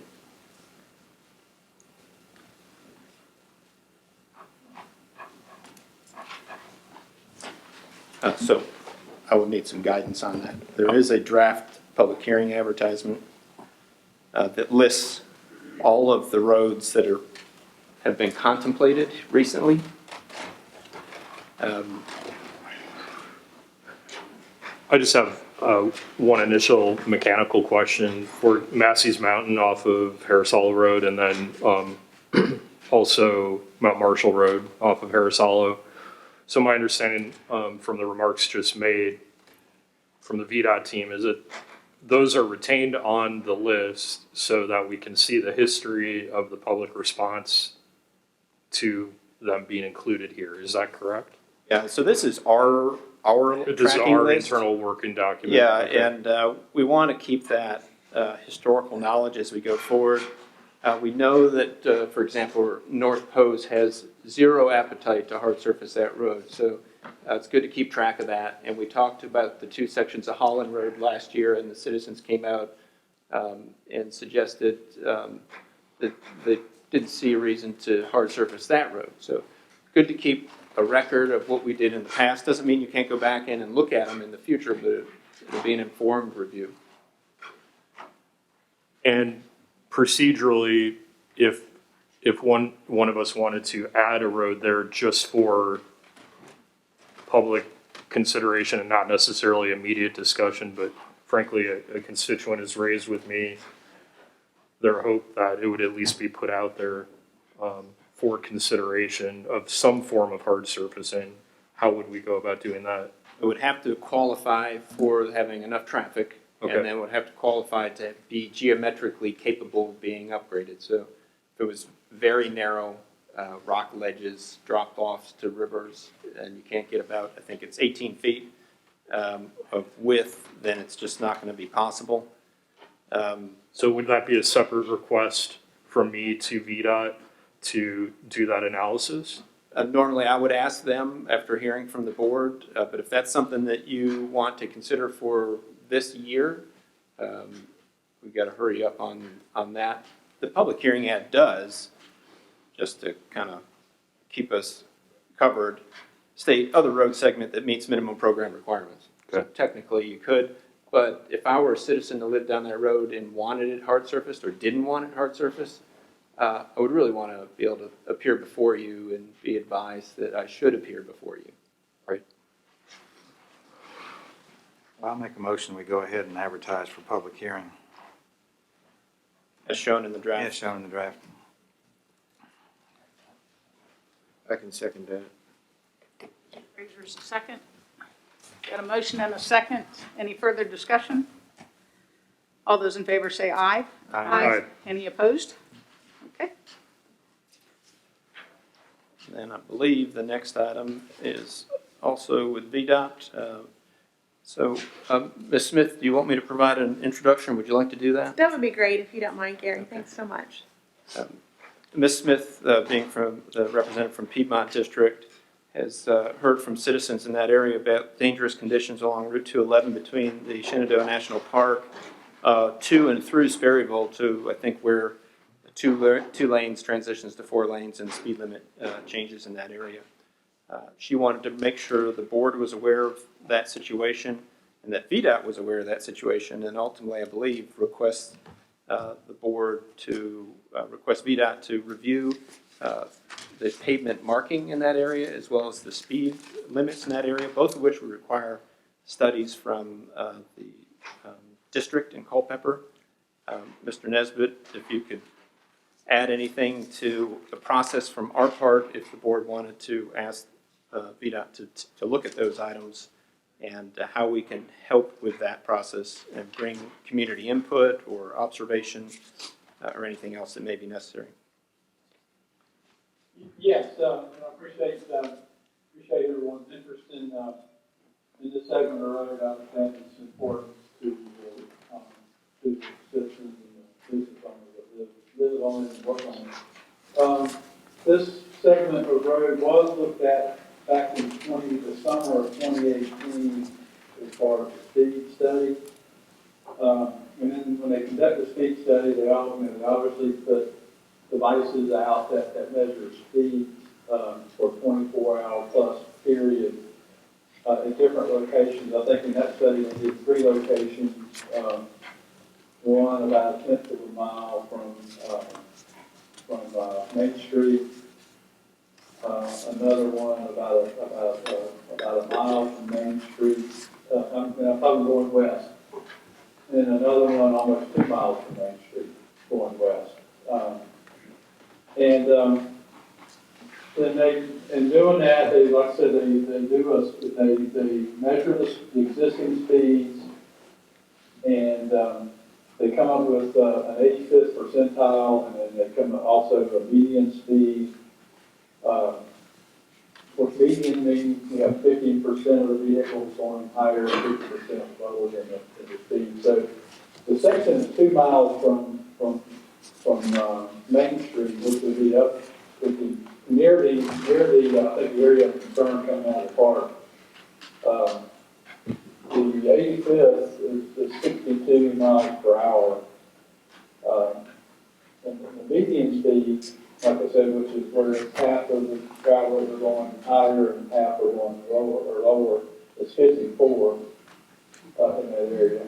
And then the 1 mile, about halfway from that point back to Main Street, the 85th percentile drops a little bit to 57 miles per hour with a median speed of 50. And then right there near about a 1/10 of a mile past Main Street, it jumps back up a little bit to 58, over 58 miles an hour. But the median speed drops down to 48. So, the speed limit, obviously through there is 45. Looks like we've got a little better compliance. Closer you get, near Sperryville, you get a little better compliance. But I guess what that shows is that obviously the people are not obeying the existing speed limit.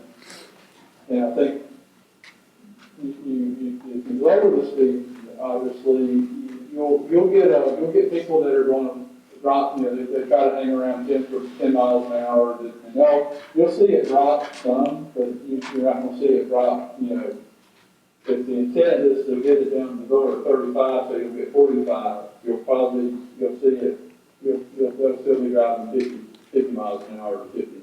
And I know that's lower than what we're doing, but it's still not, still not complying with the speed limit. I think, that's why we always say, compliance, we need to, do something with law enforcement or do something to get their attention more so than just lower the speed limit. And then they look at crash history, and in looking at the crash history in this report, the crash history is a little higher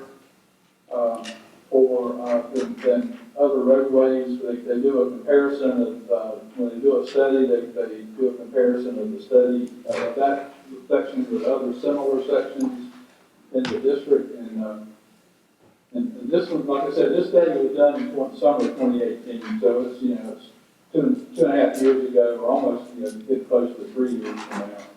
So it is a little dated, but it's still, as far as our records are, still fairly current as far as speed interstates go. But the crash rate was higher for this section, slightly higher than the average crash rate for two-lane primaries in Culpeper District. And the injury rate is also higher, somewhat higher than the average crash rate.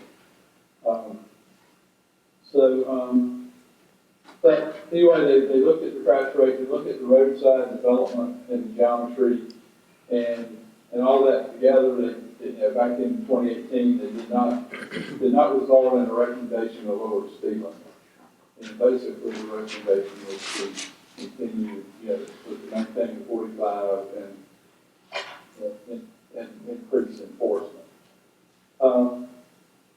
I don't see where they actually, they did comment on pavement markings, but they did not make any recommendations to modify the pavement markings. So that's something that if we revisit, if we look at this section, I don't know that they would do a complete, study since it's been 2.5 years, but I think they would. We do probably need to update the crash history and compare the crash history, any additional crashes, and also make sure we do a little more detail on exactly where they're happening in relation to the passing zones. Unfortunately, it doesn't track near crashes. Right.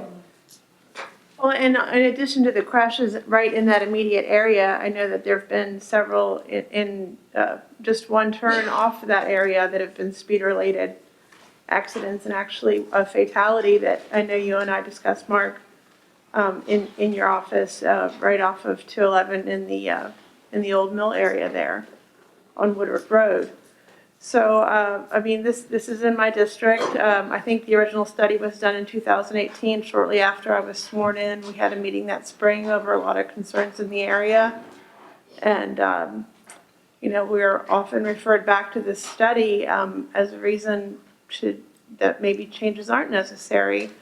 But I would argue that things have changed a lot through that stretch since 2018. The superintendent from the park was just here with us and said their traffic was up 50% last October. That probably means our traffic was up 50% last October. So we have more people coming through quickly and not obeying the speed limit. I've heard from both the business owners on the side of the road through that passing area that they're very concerned about safety through that area. I've heard from homeowners that live through that stretch and the things that they witness, and I've witnessed it eating just in restaurants on the side of the road. the lack of concern that people show for their fellow motorists. So I know it's difficult, and it seems like it's very recent, 2018, since that study was done.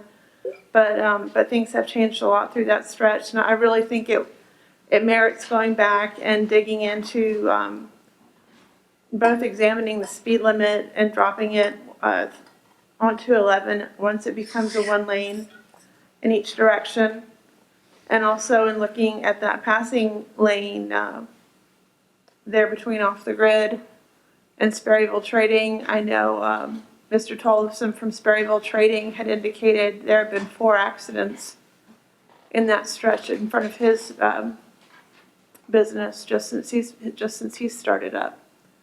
So it is a very dangerous area. It's the only passing area on the approach to the park, and I really think it is a very dangerous stretch of road that we do need to go back and look at and make some changes to. I would say that I do sort of wish there was a way we could compel these changes to be made as a county. I've asked that if we can, make these changes mandatory and sort of dictate the route that this takes. There's not a way for us to do that. We work hand in glove with VDOT through these studies, and that's the route that we have to take with it. And so that's why I wanted to bring it to my fellow board members today, to ask that we do work with VDOT and take this back to them and ask them to do another speed study through this area, and also to examine the markings, particularly in regards to this passing area on 211. If I could chime in, Ron Frazier from Jackson District. I can support the, eliminating the passing zone up there on 211, but I can tell you from experience that with a no passing zone right there on 642 where I live, I get passed on the left-hand side while my turn signal's on just before I make my left-hand turn. So there's got to be some kind of prohibition against giving driver's licenses to stupid people. Well, and I can understand that because it's a solid yellow in front of my house and somebody's passed me on the left not too long ago. Had I been making a left-hand turn, I would have been T-boned. Yeah, until we can get things straightened out like that, I'm not sure about all these measures, how effective they'll be, but I certainly would support, trying to do something. Well, and then I know often in conjunction when roads are relined like this, VDOT will put on posts on the side, the yellow triangles that say no passing zone on each side, just to draw extra attention when a change is made. So hopefully a change will be made and additional signage would be added to draw attention to the change. This is Kier Whitson again. Mark, I want to just underscore the importance of addressing this. Ms. Smith summarized it quite well, and you heard the new superintendent of the Shenandoah National Park talk about park visits being open. Last Saturday, I was with some of the volunteers at Company One here outside the town of Washington, and sunny Saturday morning, and I was there with them. In a 15-minute period, we could hear the fleet after fleet of motorcycles headed up toward the park and those curves. And those curves themselves are a problem, and obviously you've done a lot already to mitigate the accident rate on those curves. But this stretch, as everyone's emphasized, is the last opportunity to pass before you get to those curves. And those Company One volunteers basically were just sitting there biding their time, waiting for something to happen. They assume that on a sunny Saturday, something's going to happen. And to me, it's crazy.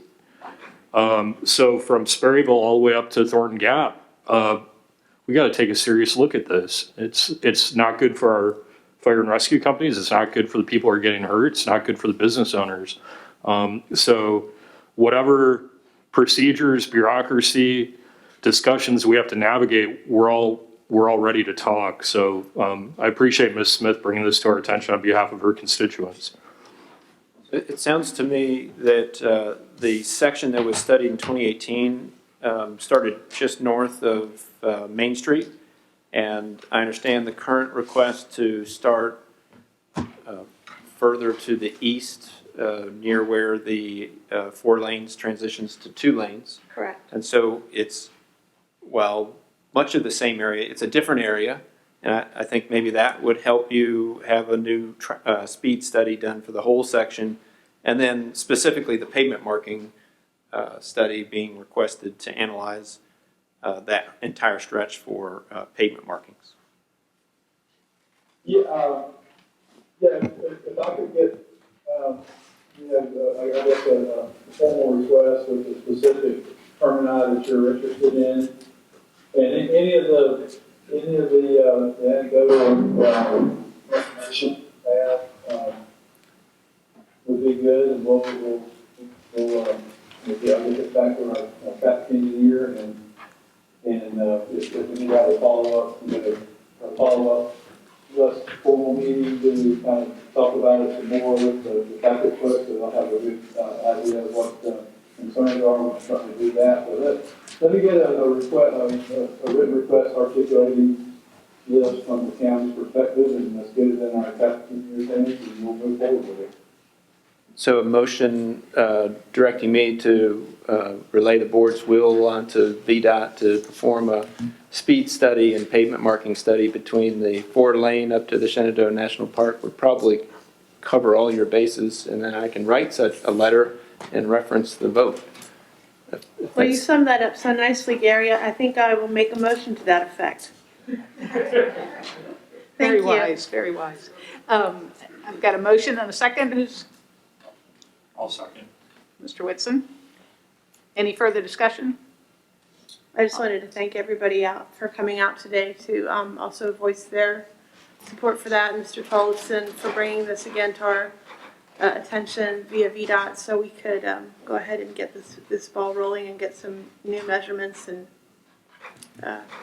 action to take forward. Right, I have a motion and a second. All those in favor say aye. Aye. Any opposed? All right. Preliminary review of Erie Field. Does anybody need a break? Yeah, thank you. We're going to take a 5-minute break, folks. We are back on to new business, item number 3, preliminary review of Mount Airy Field Incorporated. Thank you. I want to take an opportunity to just make sure the board was aware of the rezoning for Mount Airy Field. This is rezoning 20-10-01, located just to the, I guess, west of the village of Sperryville on Woodward Road. The request is to rezone from rural residential R5 to residential R2. Nature of rezonings provides the Board of Supervisors 12 months from the date of application to make a decision. So that would bring your decision point to October 28th of 2021 based on the date of that application. The most important thing that the board needs to decide now is when would be an appropriate time to have a public hearing. And I would imagine in order to make that decision, you might want to know what information is available to you and that's been passed along from the Planning Commission, and then what additional information might you want to have before you are ready to set the matter for public hearing. Ms. Summers and I have met with the applicant after the Planning Commission public hearing and after the Planning Commission referred the matter to the board. And the Planning Commission essentially referred it to the board for continued review pursuant to the Code of Virginia, which requires that review to take place. The Board of Supervisors is the deciding body here, and you are singularly empowered to make the decision of whether to rezone or not. There are many documents available and attached to this agenda item. I didn't plan to go through all of the information. There's an updated staff report that should guide the board through the materials that are provided from VDOT, from the Water and Sewer Authority. I can go through the information at any detail level you would like. Ms. Summers is also here and can answer questions. The applicant's attorney is here and the applicant is here. But I don't view this meeting necessarily as a time to dig into details, just to be able to try to frame out for yourselves what sort of information might you want to understand better. If you haven't had a chance to review the materials that are attached to BoardDocs for this to set the record for you. You can set time to do that, and we can come back and make some decisions at a later time. It is not my recommendation to move very quickly to a public hearing. Once a public hearing is advertised and starts, then the proffers are set. So if there is any thought that the applicant would want to change proffers, they would need time to do that. We're in a position where we don't suggest proffers. It's up for an applicant to decide whether proffers are appropriate based on their intent for the project. I'd be happy to answer questions, but that's really as detailed as I thought we would get today, but that's up to the board. Madam Chair, if I may, I'm chairing the Rappahannock County Planning Commission this year, and I appreciate the appointment from my colleagues. I did receive an email message, and Mr. Frazier mentioned this at our last meeting, that the Planning Commission moved this onto the Board of Supervisors with a recommendation for further consideration. And I just want to put that into context with some more specific explanation of why we did that. Number one, at the end of last year, and I believe it was late in December, the Planning Commission chose to table the application. And there is in state code a time limit within which a Planning Commission must act one way or the other. And because of that decision to table in late December, we got through the January organizational meeting of the Planning Commission, and by February, it became clear that we were up against that time limit, so we needed to do something. Second, it was my opinion, and polling the other members of the Planning Commission, that it was basically a 3-3 split whether to recommend this for denial or approval to the Board of Supervisors. And I'm currently the 7th member. Obviously, as a member of our local governing body, I'm going to have to vote on it anyway. And so I thought it prudent, given the large body of material that had been developed through the hard work of the Planning Commission, and Mr. Curry just alluded to the length and depth of the file, that out of respect for the applicant and out of respect for the general public, that this ought to be moved forward to the Board of Supervisors and we should keep going. But that's just some additional explanation, because I believe a number of people were confused by what it felt like a neutral recommendation. It was frankly because we're up against the time limit and because the Planning Commission, except for me, was evenly split. So thank you.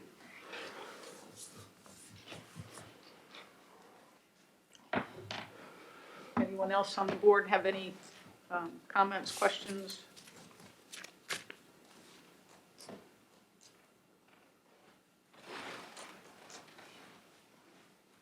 So from my perspective, I will take from the absence of any action that there is no desire to set this for public hearing at the May meeting. And it will continue to be on your agenda, and board members can reach out to me in the intervening periods as you review the information to let me know if there's other information you think is important that you may need from the applicant, that you think may be missing from the information or be helpful to you to make a decision. I don't know, I mean, if there's no information or action that we want to take, what exactly are we going to be doing for the intervening months? I mean, there's no point in us playing tiddlywinks with this thing. It's either find out what it is that we're missing and information that we would require to be able to make an intelligent decision, or just go ahead and schedule it for a public hearing. Well, staff believes that the application is complete and the material is provided before you. But that doesn't, we haven't reviewed it through your eyes. We don't know that you necessarily have had an opportunity to review all the information. So, certainly the pleasure of the board on how to move this forward and the pace at which to move this forward. Well, I was on the last version of the Planning Commission, and it came up for a vote, and it wound up being a split vote with no recommendation either way. Then it came back to this new Planning Commission, which basically is the same thing, no recommendation either way, which, I mean, I don't know why we have such a distaste for making a decision. Well, this board will have to make a decision. But the problem is we're going to eventually make some sort of decision. I think we ought to just go ahead and figure out that since we have a decision to make, since that's part of the job that we were elected to do, that we go ahead and schedule this thing to at least hold the public hearing. Mr. Curry, similar to the planning commission, I assume that we are under a statutory deadline to. 12 months from the date of application. Okay. And what is that date certain? October 28th, 2021. Okay. In my conversations with citizens, the word precedence, and if you do this, the rest of the county is going to just burst open with all kinds of changes in zoning. I'd like to have, I have to be honest, I'd like to understand the zoning better as to why we would make a decision such as this, and then what Pandora's box is opened by doing it. And I don't clearly understand that, and I apologize for not knowing our zoning as well as I'd like to. If I remember correctly, Mr. Curry, from the time that we open our public hearing on this, we'll have 100 days. Is that correct? I think so long as you don't press up against the 12 months. Okay. But I'd have to re-review. That's a local code requirement. I'd have to re-review a local code. That definitely applies to special exceptions, but it may or may not apply to rezonings.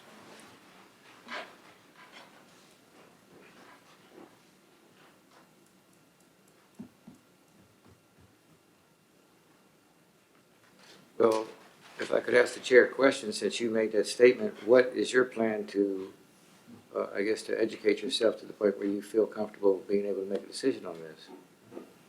It's a very good question. I was wondering if it would make sense to have a party that's not a part of this conversation to come in and talk what ifs.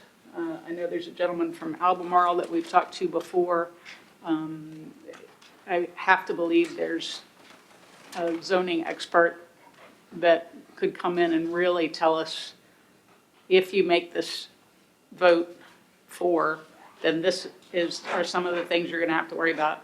If you make the vote against, why did you go that way? And I just don't feel like I have that education at this point. There's very good written information available that I can make available to the board on the process and the case law, written in a way for lay people to understand the ramifications. We've had plenty of conversations about this at the Planning Commission and independently, and precedence goes both ways. And so one could argue that you allow a rezoning and it opens the door for everybody. One can also say you allow a rezoning and everybody else has to meet that standard. So it's very complex, and if somebody else comes forward with a similarly positioned parcel with similar zoning districts next to it and similar access to roads and sewer, then maybe it would be a good parallel. But does such a parcel exist? I tend to agree with Mr. Frazier. One of the reasons that I thought, well, again, we had a deadline that we were facing at the Planning Commission, but I do think that the application's been there for some time. There's been robust public discussion about it. As you can see, there are plenty of materials posted in BoardDocs for everyone to review. The applicant has put forward a concept plan for the property that I believe was submitted back in January or February, December, sometime at the end of 2020, early 2021. I agree with Mr. Frazier. I mean, how long are we going to discuss and research? I mean, it's our job to make decisions. There is a public hearing process that we have to follow. Mr. Curry noted the 12-month time limit, and Ms. Smith mentioned this local ordinance 100-day rule. So it seems to me that on the outside, we're working within 12 months, keyed off of October, you said 28th of last year. So in my opinion, we should get going on this and hear from the public and keep the ball rolling. We have a lot to do, and it's not to hurry this along, but there's no reason why we shouldn't schedule a public hearing and advertise it and hear from concerned citizens on either side of the issue. I think the only part that I would say changed my mind a little bit was when Mr. Curry said that the proffers are set once the public hearing is scheduled. So I'd like to make sure that, Once it's opened. once it's open. Well, does it make sense to have a work session and have some rezoning education before we take this on? Wouldn't hurt. I'd be open to that. For, not just for this one, this in general. In general, I think it'd be informative, beneficial for us to be aware of ramifications of some of the decisions we make. My concern is that if this made this out of the planning commission with no recommendation, that makes our work twice as hard.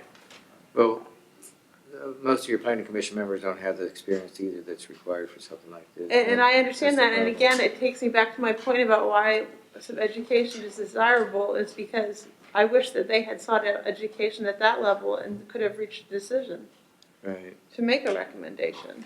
Well, if we, There was no time to do that. Well, yeah. Not once I got there. I mean, I don't want to argue about it, but I think there was plenty of time to do that.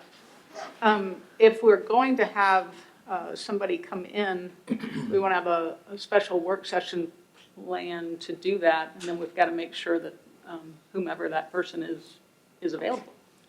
Correct. So if that's the mind of the board, then the chair can call a special meeting after there's an informal polling of the board for availability, after there's communication with outside party to help with that training, and staff can set it up. That's what you want to do. the meeting would be open to the public, right? Yeah. It would have to be. Because exactly the point I'm trying to make is that type of meeting will probably cancel a lot of fears and rumors that are going around about a project like this, or similar projects, or the Pandora's box. It may put to bed a lot of that stuff. Good point. We need a motion to do that, or? Well, the chair is empowered to call a special meeting anytime you're so inclined. All right, I'll make sure that we go out with a poll of some sort to figure out availability.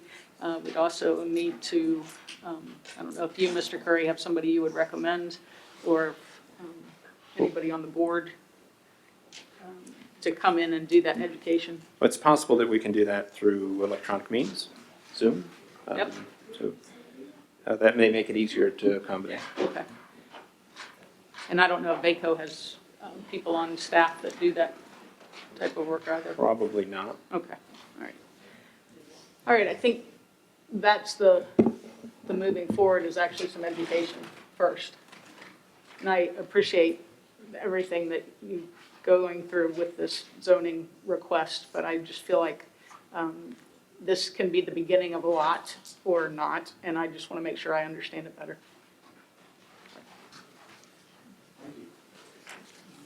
All right. Anything else before we move on to the next agenda item? Okay, we're on number 4, ordinance amendment tax credit for active members. Board members, I'm sure you're aware that the county provides a credit for personal property taxes to active volunteer fire and rescue members. And that is based on a point system that was developed by the association and approved by the board at some point in time in the past. Ms. Nick reviewed that ordinance recently, and in the past, she and I have discussed the process, which is very cumbersome to work through the process to provide this opportunity to volunteers. It includes the requirement, for example, for me to approve the vouchers and then mail them to the volunteer members so the volunteer members can present them to the treasurer when they pay their taxes. It seemed to Ms. Nick and I be much simpler if the information was just passed to the treasurer and a credit could be shown on the individual's tax statement and not have to go through all the paperwork and mail it by a certain date in order to meet the requirements. Well, while looking at that process, it also seemed appropriate that some of the dates could probably shift earlier. The data is available to the volunteer fire companies as soon as the calendar year ends in December. And then it doesn't need to be submitted to the county until many, many months later. And a lot of times I think it's just too long of a period. Not only is that too long of a period, if we are able to streamline the functionality of this and have the information submitted to the treasurer and reflected on the bills, then we need to get a little bit earlier in the calendar to make that happen. So attached to this agenda item is a red line of the ordinance section that drives this, section 2211. And there's one other change I didn't mention. When this ordinance was passed, it had a big title that stated that the goal was to provide volunteers a tax credit of less than $600, and $600 being offered because at that point you're supposed to issue a 1099. And the board didn't want to issue a 1099 to all these members and have to have them worry about claiming that income on their taxes. But then the body of the ordinance set out the amounts of $25 and $576, and most of us realize that's $601. Also my recommendation to change the 576 to 574, making it 599 and under $600. Now the Treasurer's Office recognizes that and doesn't provide it to that maximum number, but it seemed like good cleanup while we're in there. So back to the deadlines, based on the point system that's agreed to by the board, previously the chiefs were supposed to provide that information to me by August, and it's a recommendation to move that back to May 1. And then also pull back to July 1 in the event that no such certification is made, no members of that company will be entitled to receive a voucher. That comes up occasionally because we work hand in hand and we try to get these things done. Sometimes a few slip through. It's an ordinance change if we're going to try to add one person after the fact, and it just isn't possible. And ultimately that company has to decide whether they want to compensate their member to make for that oversight. But this section is the critical section, section 5, where the county administrator or designee shall prepare vouchers based on the information received from the chiefs and deliver them to the treasurer on or before August 1. So that's really the critical part of all this. We'd like to schedule the timing back for the receipt of the documents, which shouldn't be a problem because it's through the proceeding December 31. And then there's a section, a voucher may be used only either by mailing to the treasurer or presenting same in person. That's no longer important if I'm going to provide that information directly to the treasurer. The person who's owed the voucher would not have to present it at all. They would be done for them. So what I'm asking is authorization to advertise these ordinance changes for public hearing at your May meeting. And then also at that May meeting, after you hear from the public, I will probably recommend that you adopt an emergency ordinance to shift these dates for this year, because May 1 is going to be too soon for this transitional year for those statements to be in, because your public hearing won't be till after May 1. So we would have a bridge to make it work for this year. We can also put in some language in the ordinance that says effective whatever year and that, but I think it'd be cleaner for the future if we just did an emergency ordinance at the same time. So with that, I'd be happy to take any questions. Make a motion that we authorize you to advertise these ordinance changes as you spelled out today. Second. We have a Discussion. motion in the second. Now discussion, yes? Your discussion, if I could, back in, I think it was 98 or 2000, and we were at $200 and we upped it to $300. Now it's up to like this 574, whatever the number is. But I had made a recommendation twice now in the history of this thing that we up it more than that. I don't know what that figure would be, but in Prince William County back in 93, I had a gentleman that was helping me on a job.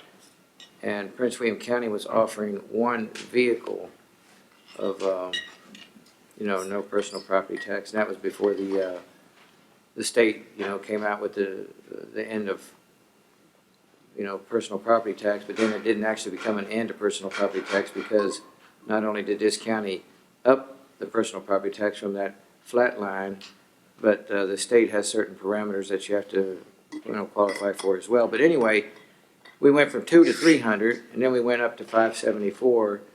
But in Prince William County, 25 years ago, they were giving one vehicle. And, here we are at a time where we're saying we don't have volunteers.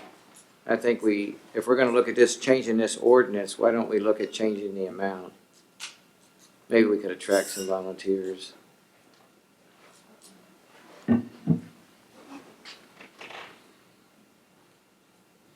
Similar to your earlier conversation, you could advertise an up to number in that, for that number, and then the public could provide feedback based on the up to number, and you could adopt it with any number less than that. I would want to hear from the treasurer on the paperwork that she'll have to do relative to sending 1099s to all these individuals, and whether those individuals want to Well, receive. I don't even know if we have to send a 1099. When Mr. Luke brought this out, he said he talked to a CPA and they didn't know if they had to, so that's why the number got capped at what it was. We still don't know if we actually have to. And what is the problem if we do? I mean, Prince William County was doing it 25 years ago. We're really behind the dime here. Put a number out there. Let's just advertise it. I don't know what it is. If you have a nice truck, it could be $1,200 a year. Or an SUV that they use for a family vehicle. So if we did that, then you'd have time to get with Ms. Nick and figure out if there are tax implications so that we could at least give that information before the public hearing. That would be my goal. I presume we could find the right people to answer that question. Yep. Bottom line, anything we can do to support volunteerism is going to be cheaper than full-time paid staff. Very true. And yet we refuse to do it twice in my history. Mr. Curry, how much specificity do you need to advertise a public hearing? I mean, I would want to, if I was a citizen of the county, knowing that there's going to be, if there's less tax revenue coming in, I'm covering more of that proportion. So I would just want to know what the number is, up to some number, and then I would know. If it's up to 600, I may not be interested in showing up. If it's up to 10,000, I probably wouldn't show up. That'd be a pretty fancy vehicle, but I think you owe the citizen who may come to the public hearing to know what it is that you're contemplating potentially doing.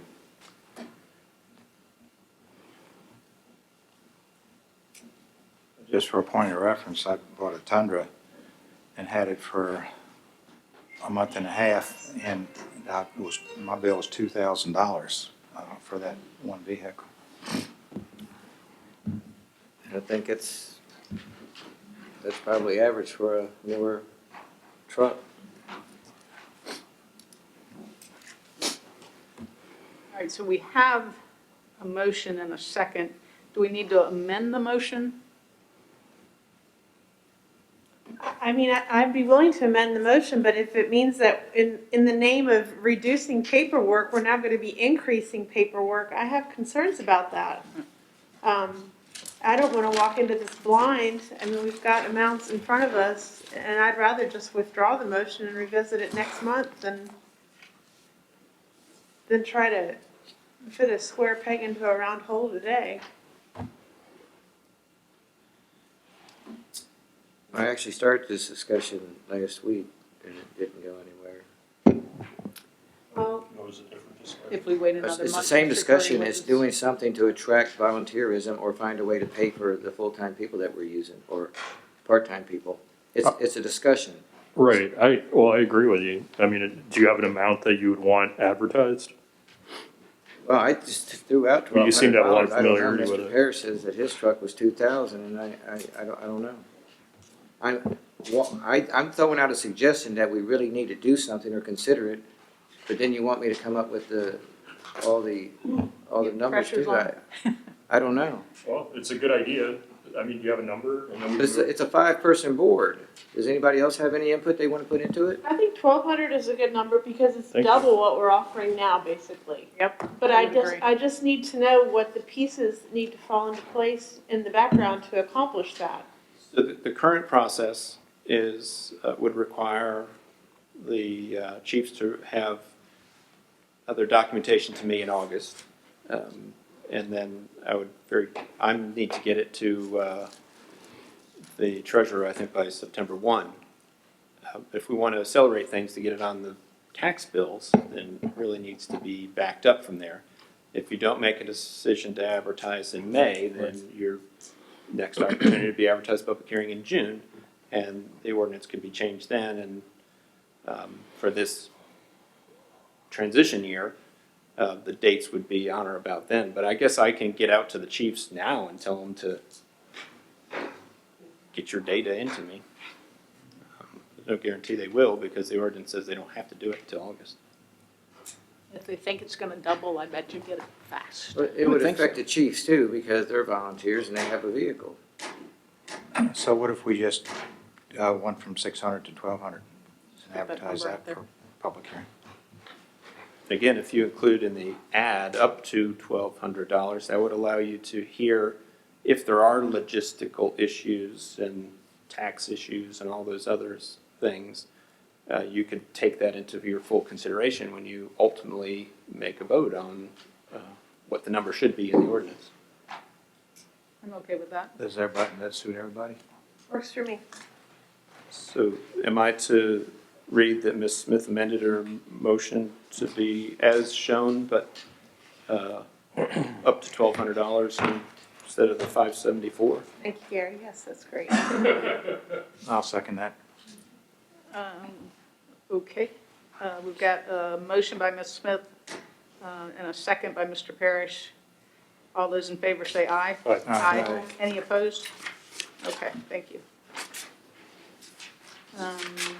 Ordinance amendment, motions, rules of procedure for Board of Supervisors. This was something that we've been working on for the last couple of Rules Committee meetings. It's attached to the agenda. Basically, it clarifies what happens to motion when there's a motion to table by the board, that it is a motion that takes precedent. And then in order to reintroduce that motion, basically you have to have buy-in from a third person. It can't just be brought forward repeatedly by the same two people in sort of a filibuster manner. So, we've been working through this language for the last 2 months now, and it's been reviewed by the county attorney, and we found it to be satisfactory. So I'm just looking for feedback today, and if it's something that you all would like to move forward. I was just curious about the history. Where did this originate? Actually, if we go back to the infamous bike trail, it was 12:35 a.m. I had a killer of a headache, and it looked like this train wreck was going to happen, and I made a motion to table it until we could get to it at an earlier time, when we had clearer heads. And then we got into an argument that, it ensued over whether or not they have to actually stop, because that's what Robert's rules would have required, that it was a privileged motion, and that we would have had to discuss whether or not to table it, because they had a motion on the floor to approve it. So anyway, they went ahead after argument, and they voted down the motion to table, and then went ahead with the train wreck motion. But I think what we need to do is actually, codify that this is actually the way that it would work, that if someone thought that they needed more information, just like earlier when Ms. Donahue suggested that that she thought that maybe, her or other members of the board needed more information or more training before they could make an intelligent decision, we could make a motion to table something, and it would take precedent at that point in time in the discussion. I think your Chapter 30 and Section 34B attempts to have that be what is supposed to happen now. Motions to postpone or table shall be voted on in the same manner as a motion to amend a motion, which would be you take it first before you move on. But modifying the language as shown just makes it a little more clear in plain language what can and can't be done. And as Ms. Smith noted, you can't have repeated motions to table from the same individuals and just be in a do loop of motion second, fail, motion second, fail, motion second, fail. And so you would have to have a new person come into the fray for a subsequent motion to table or postpone. And if you did that, then presumably you'd have 3, and it may succeed. So this is a good idea? I think it tells the world just a little bit in more detail how you will run your meetings, and to that extent, the more people understand what it means, the better it is for everybody. This is closer to Robert's rules. This is Robert's rules, really, what this is. And you were just looking for a conversation, or are you looking for a vote? Well, Oh, I this, think we have to advertise Advertise it, it, as the ordinance that's right. changed. So I mean, it came out of the Rules Committee. I feel like we did a good job with it. I would make a motion to advertise it for adoption at the May meeting. We have a motion, do we have a second? I'll second it. All right, we have a motion and a second. Any further discussion? All right, all those in favor say aye. Aye. Any opposed? All right, that was Frazier that seconded. yes, sir. Correct. All right. Now we're on to preliminary review of ordinance amendment collection fees. Yes, this is an item that came to my attention from the treasurer and county attorney. Upon reviewing our local ordinances compared to the Code of Virginia, Code of Virginia allows us to, sets a maximum of 20% for collection fees in certain circumstances, and our local ordinance had that number at 25%. And so the recommendation, while we, I believe, have conformed to state code, because we have to, the recommendation is to adjust our local ordinance to align with the Code of Virginia, so that anybody reading our code will know what we intend to do. But was there a change in state code that we missed and we used to be in line with it and somehow it got changed, or? I did chase that back a little bit. I can't definitively tell you that's the case. I didn't see it. But this particular section, there are certain types of taxes that have a 25% number, but not this particular collection item. So there may have been some confusion in the past, I don't know. I would like to think that somehow we missed a code change and we were okay at one time. Certainly possible. Anyone like to make a motion? I'll make a motion that we advertise the ordinance amendment as included in the packet. Thank you. Second. Mr. Parrish is the second. We got a motion and a second. Any further discussion? All those in favor say aye. Aye. Any opposed? All right. Next is the review of wedding zoning use proposal. There's a fairly detailed narrative included in the meeting materials. We had a situation come up over the last year or so where a tourist home operator who operates on 4.98 acres was interested in hosting weddings at their location. And that's not a use provided for by the ordinance to host a commercial activity like a wedding. So they looked at the ordinance, and we reviewed with them that conference center, even though a very broad definition, is intended for events. And they applied for such, but learned pretty quickly they didn't meet the 10-acre minimum for a conference center. And so they could not proceed with that special exception for conference center hosting 1 to 100 persons. So ultimately, this particular property owner, 4.9 acres, did not have any avenue through which they could legally host wedding events. And maybe that intent of the ordinance is appropriate. That's what the citizens and the board would need to consider.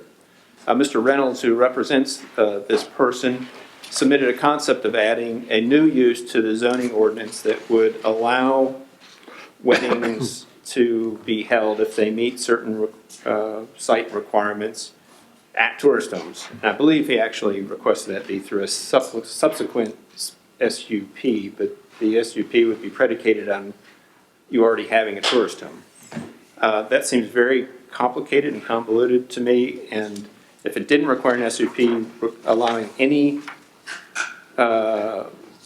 who has an SUP for a tourist home to automatically hold weddings is probably not a good idea, because some tourist homes are located in zoning districts with very small lots, say up in Chester Gap, and it probably would not be appropriate there.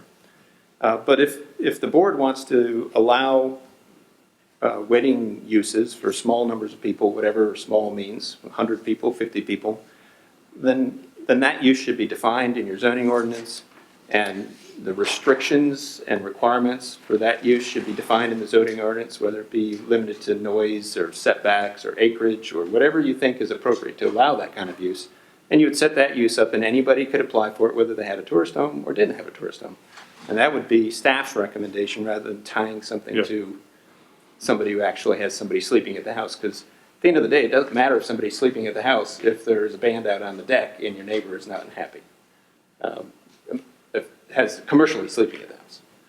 So I'm bringing that before you based on a request from Mr. Whitson through through Mr. Reynolds to make sure the board was aware of this entire item.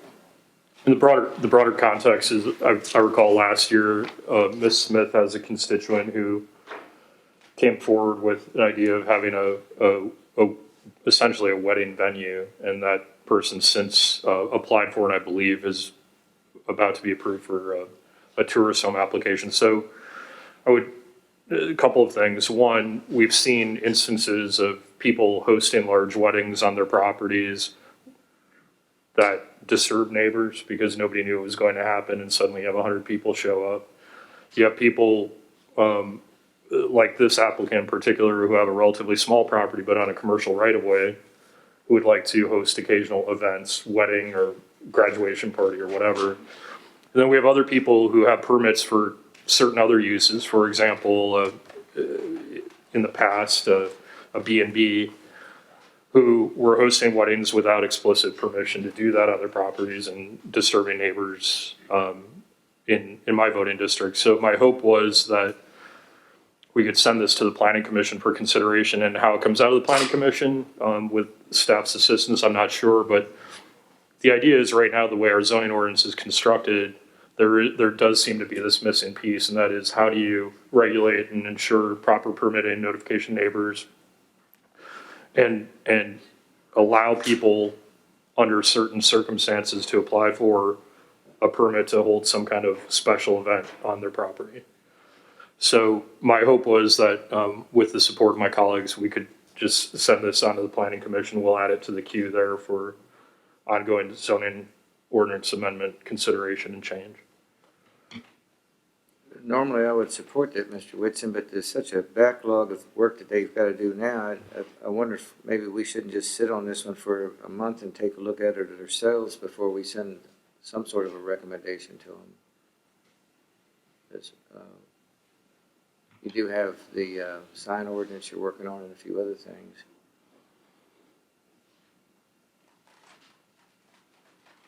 When do you think this would make it on your agenda? Well, I mean, Mr. Fraser's right, and we've got other priorities. And so my hope was we could at least get it in the queue at the Planning Commission, and then we could manage those priorities accordingly. Again, there is this proposed change, and I would have to agree with Mr. Curry that tying it to special use permits for tourist homes might not be the best route to go. And so I think we could wrestle with that in particular. Again, recognizing we have other priorities at the Planning Commission, I'm not suggesting this would immediately become a top priority, but at least get it in the list. And we do have this recurring list that appears on every agenda. So at some point we bring it forward at the Planning Commission. As long as the board is clear what the priority is, then it would be taken up in its turn at risk of expanding the scope. There obviously is a continuum of events that ranges from what this is to what we now have in our ordinances, field parties. Right. And that entire continuum could be reviewed and cleaned up to make it clear that an event of 10,000 doesn't require the same amount of planning as an event of 1,000 is 100, and that the board or BZA or whoever is going to consider these, or administratively, depending on the type, would probably want different types of information for a different type of event, depending on how extensive it is. Yep. And you might be able to make it easier for some people to have small events and make sure you're receiving the right information from others who want to have big events. Correct. And this is already kind of on the list at the Planning Commission relative to how the nonprofits are working in this whole process, because they're exempted out of having to get a special use or a special exception for a certain number of times a year, and that could all be bundled together. And that goes back to the Eldon Farm event. Correct. And Scrabble School, Right. I think.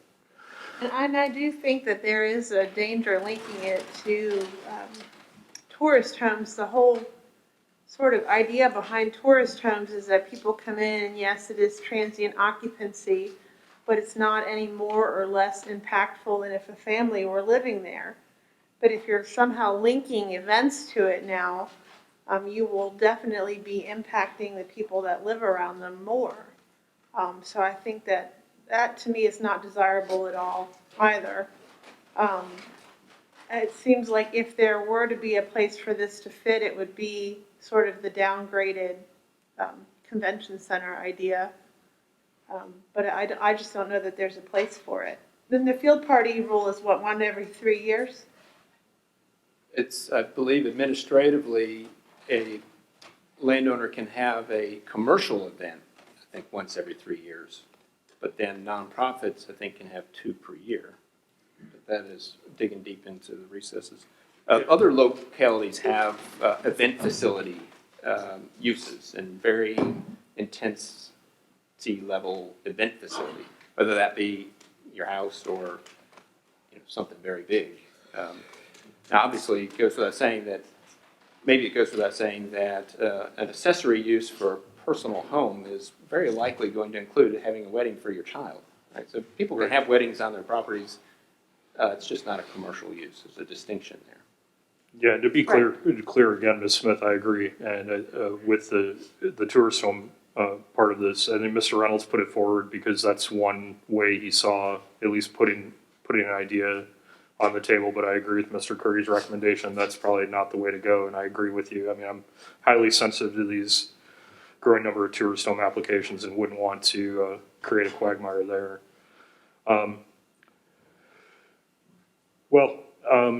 I suppose the other way we could do it, if my colleagues don't want to support adding this to the Planning Commission queue, is I'll just address it in and I'm just pulling up our last agenda. Mr. Curry, what was the when you were talking about nonprofits, and maybe we just address it in the context of that? That's administratively easier.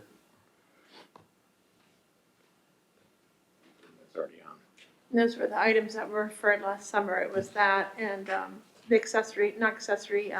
temporary structures Yeah, I'm looking that we here. referred last summer. Sorry.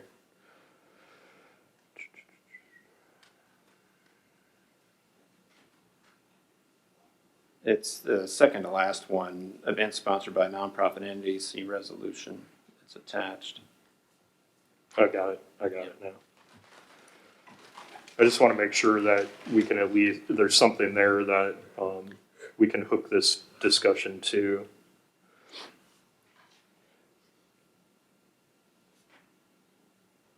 I mean, I don't have a problem sitting down to the Planning Commission, but it does make sense to bring up that discussion at the same time. They're both event related. Yeah.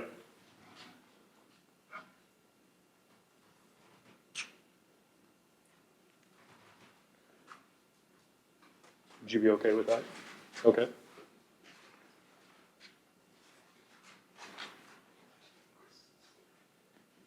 Is there action? I'm not.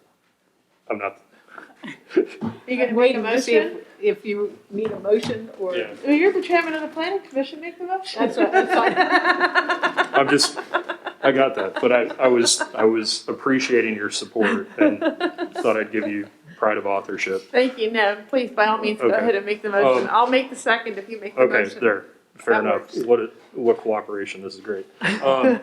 So, Mr. Curry, before I frame the motion, can you just help me frame it in such a way that it would logically fit with the queue that's currently there?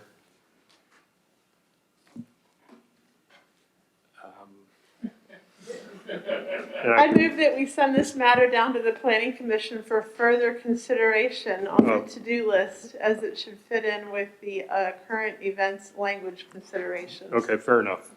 Thank you. I'll second. Thank you. I have a motion and a second. Any discussion?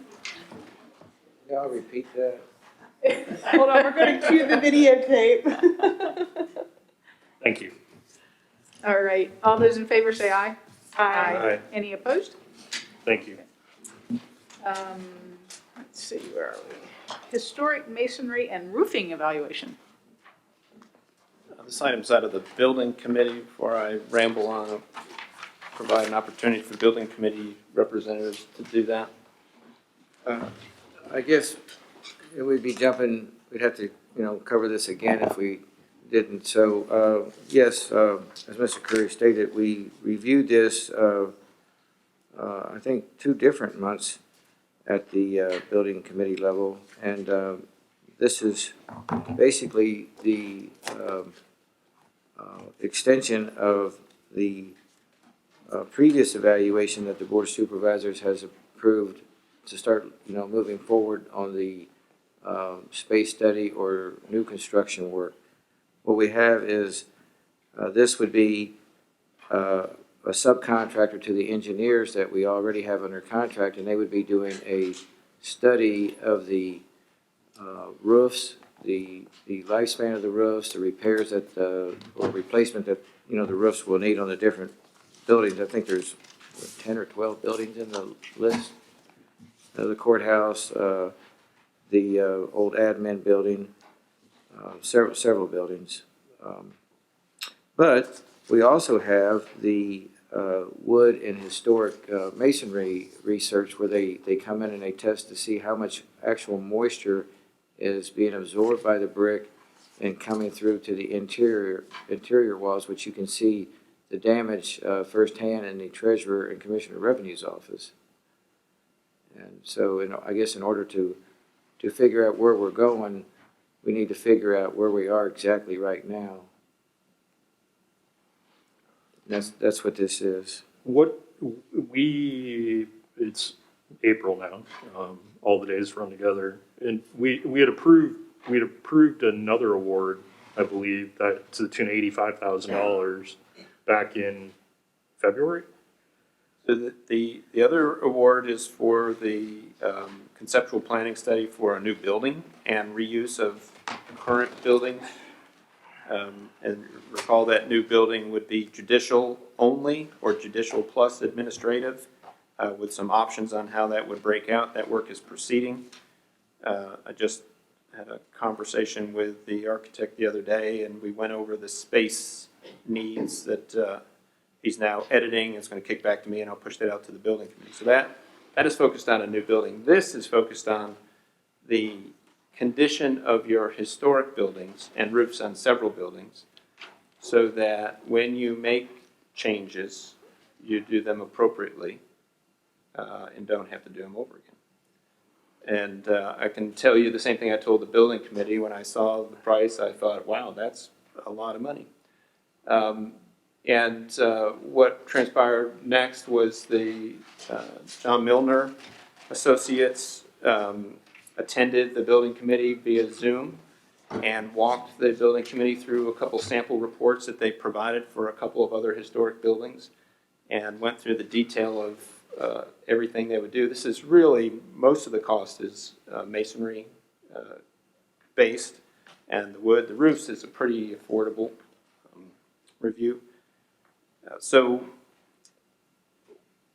we know that these buildings date to the 1800s, and brick from the 1800s and mortar from the 1800s is different than brick and mortar today. How you handle that brick and mortar is different. And I think there's probably been a lot of work that's been done over time, possibly appropriately, possibly not, may have helped or hurt the overall situation. This is a significant sum of money, but these are the experts in the area on these matters. And it was a unanimous recommendation from the building committee. I would just add, as the other board member to the building committee, this work, to my mind, furthers what we had hoped to concentrate on first, which is the envelopes and the sort of immediate appearance in terms of paint and masonry of these buildings, and then of course the roofs in combination with that. And while it is a substantial amount of money, in looking through the reports that we've gotten from Wiley Wilson, I think we've all seen how expensive it is to not do something correctly. And I believe that in doing this work, we will come out in the end with a lot of information to inform us in our RFP process, so that as we advertise to have the work done, we will be able to identify the right parties to do the work and have a successful end product. I think to not approach it diligently would be to only create problems in the future. So going back to the Wiley Wilson study, I mean, was there any expectation that we would get from that study specific information that would then allow us to start work, or we did a space needs study and a Right. building review study, which they crawled in every nook and Right, cranny, yeah, that's,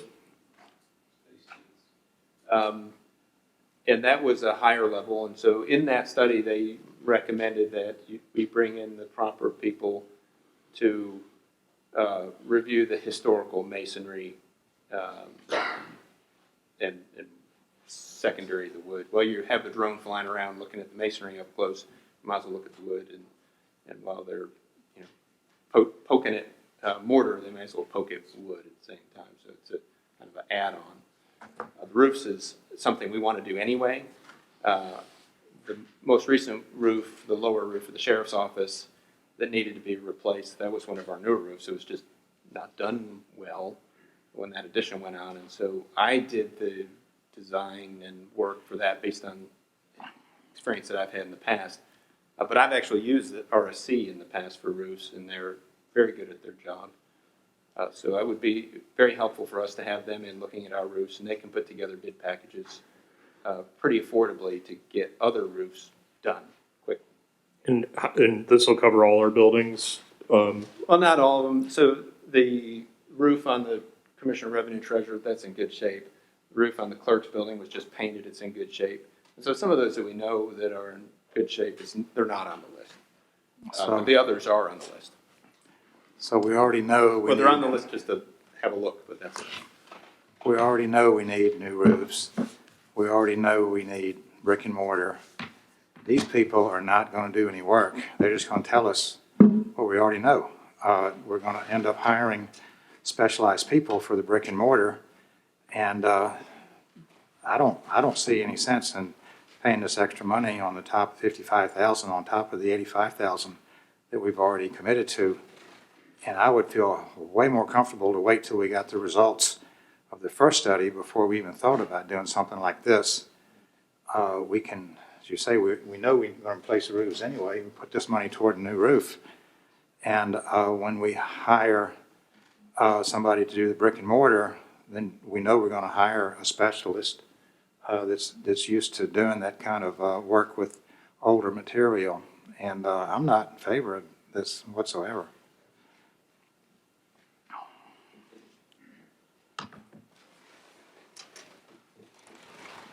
That was the prevailing thought going into that meeting, but coming out, it was unanimous that we would take this this path with the building committee. I think it's a waste of money. What changed your mind? Listening to them describe the process that they go through and the end product that we would receive. And if you look at some of the projects that they've already worked on,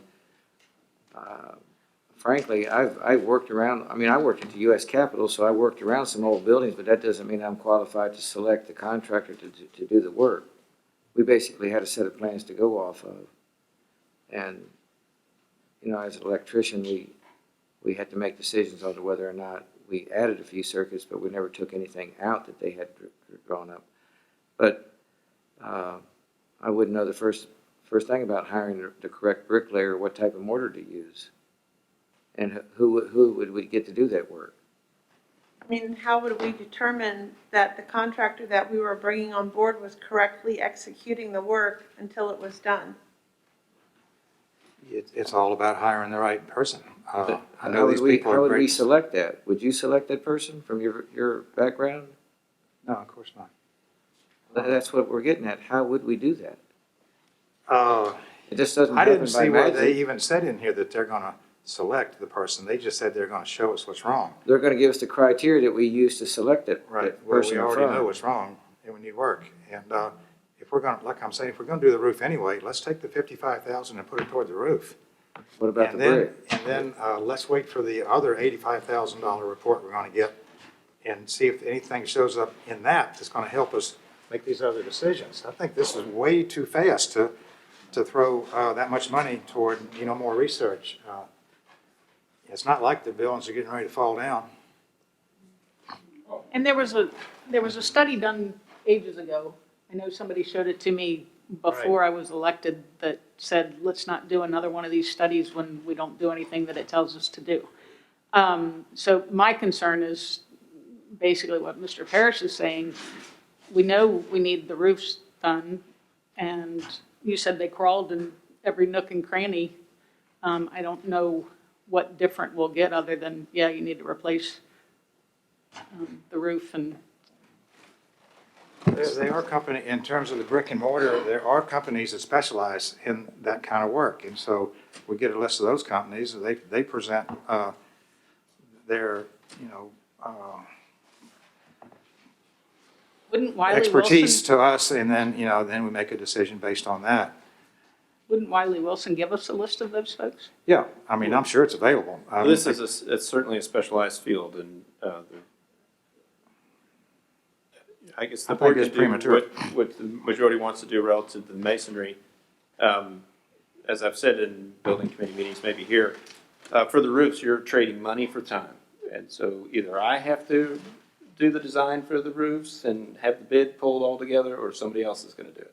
And if you have RCS on board to do it, it'll get done quickly. If you want that to wait for me to be available, you're going to wait some time. The roof portion of this is actually not very much. I can't remember exactly, but it's like $4,000 or I was something gonna like say that. 5. Yeah, it's under 5, I think you're right. But most of this is brick and mortar and Paint. paint. They seem to think there's lead-based paint, but I don't believe it. Well, and this is going back a ways, but I think I've heard that a lot of the discolorations on the buildings currently are from improperly executed previous paint jobs. And if you're gonna put another layer on top of that, I mean, are you gonna trust that whomever you're hiring to do the job is going to know the history beyond the layers of paint that's right in front of them? It all depends on the contractor. I mean, Well, I mean, I I don't presume we wanna, could still end up with the wrong contractor after they do their a research. lot of this work is not very old, but it hasn't held up well. Or do we wanna do it once, or do we wanna do it right? Mr. Curry, I saw in the notes that when you met with the members of the building committee, that you had other similar reports that were provided to other clients. And Yes, those reports can be available for board members to review, but the clients for those buildings did not want them public. Okay, so I guess my question there is, embedded within those reports and taking into account Mr. Parrish's concern and then the very valid input from Ms. Smith and Mr. Fraser, what in those reports would we get that would be so critical that would justify an expense like this when it seems like we just need to get to work? They would identify the problems that exist and recommend how to correct them with the proper materials and procedure.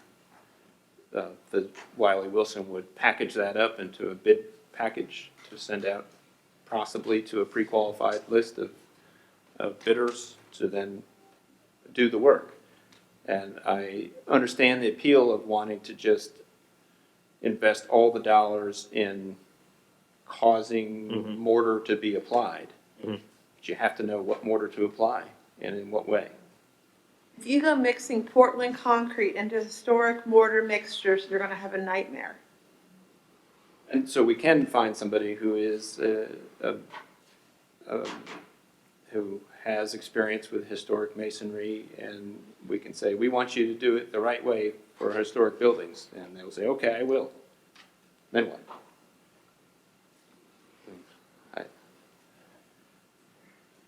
We don't know. So the end result would be a very clearly defined building by building bid package that would be something that could then be disseminated to potential contractors. It would be it's a step before the bid package, identifying, the plans, the reports that we saw had,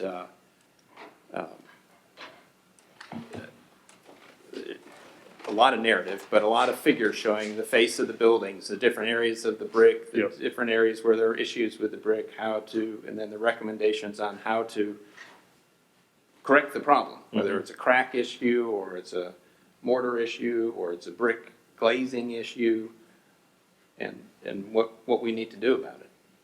If we just come out here and just spray siloxane all over the whole thing, and keep the water from going in, but that might cause 10 other problems. We just don't know. Could we, you all mentioned that the roof portion of this is pretty minimal. We know that we have certain roofs that are in good shape. Could we bifurcate this and get them to do the roof study for what's virtually a material fee, see what the result of that looks like, and maybe that would give those of us who are hesitant to commit to $55,000 a sense of what the work product is and how it would inform actual contractor work on our buildings? Or is that not a tenable path forward? You can break them apart without a doubt. The roof portion, I think I just looked at, was $4,250. And they're going to review all the roofs and then give you a recommendation on how to replace what roofs, or whether they don't need to be replaced at all. But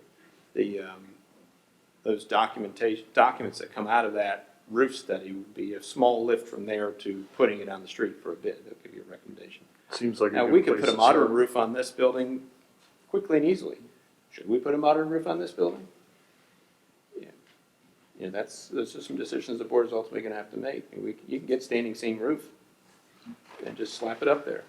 Is that appropriate for a 1833 courthouse? We put it on the modern sheriff's edition, sure. But is that what we put on this building?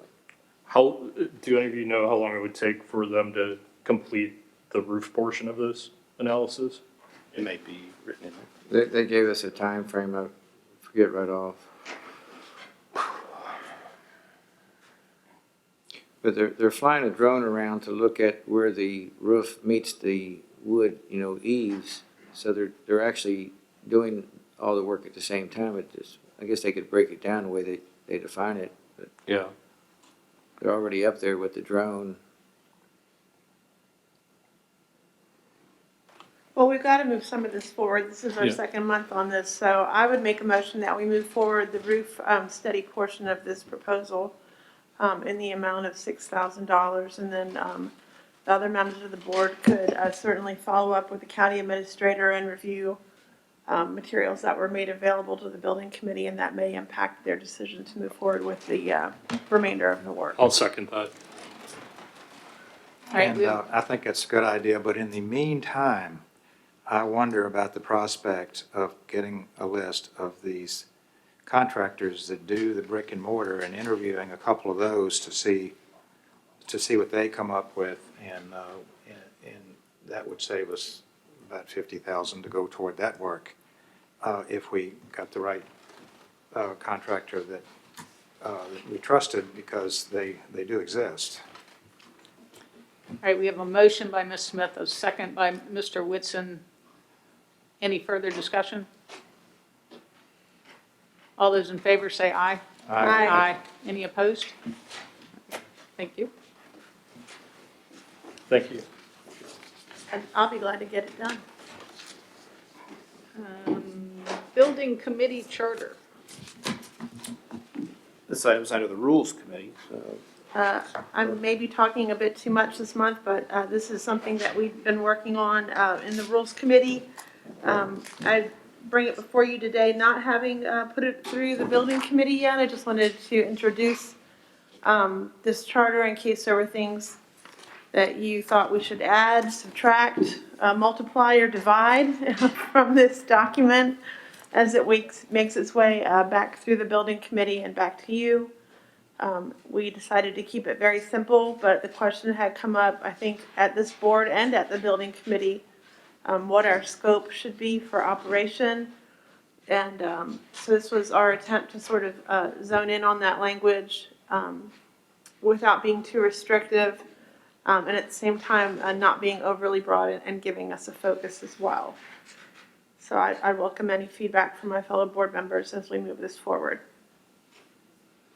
Yeah, and I guess a little further defining of what we're doing here, it actually puts the building committee together without the county administrator being an appointed member. But what we have is a log jam of sorts where the two members that are appointed to the building committee cannot talk to the county administrator about a building committee related project, whereas any other two members of the board can. So it creates a situation where we're not as effective as we possibly could be. It also allows there to be additional members appointed to the building committee if a certain special project should come through and it be of interest to certain members of the county or citizens of the county that may want to participate in that project, they could be appointed. You know, it makes it a flexible organization. And it just sort of lays out what we would see as our scope of work.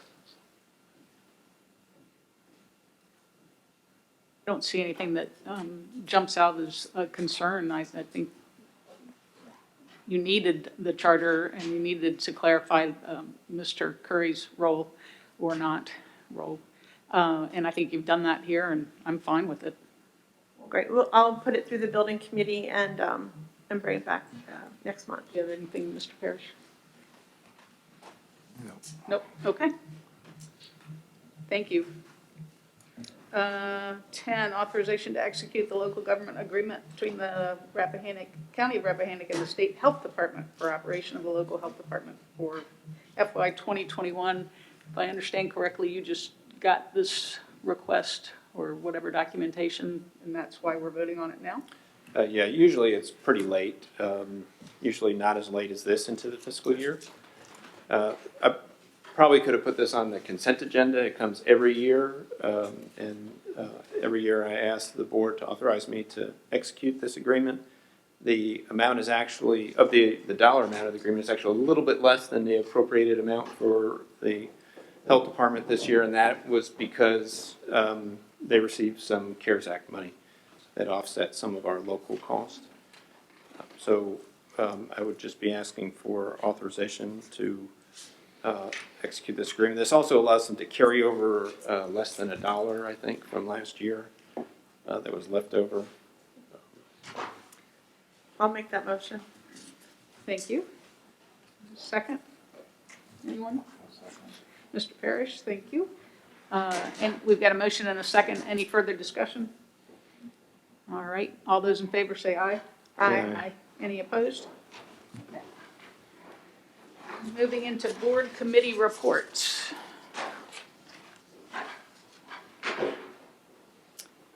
Building committee.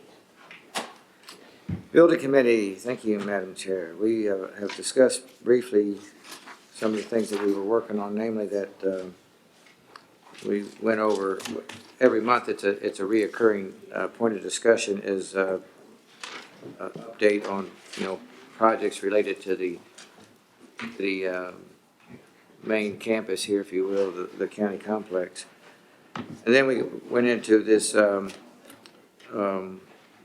historic masonry and roofing evaluation. It took up most of the last building committee meeting, but I think we've kind of played our hand on that. There's not much more to discuss there. So, I mean, that's where we're headed. We're now going to be, I guess, going forward with the roofing review and see if we can't get some contract documents out for that so we can get this work completed. Excellent. Thank you for your update. Recreational Facilities Authority. We did meet earlier this month. We have a meeting scheduled for Thursday. Main headline is probably still fodder stack race October 2nd. There's a feasibility study for a little path around the park, and also, of course, the ongoing work for the restrooms there. And lots more going on.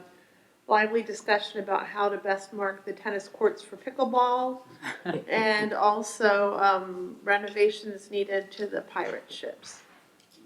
So always a very lively and active organization. Did you play pickleball?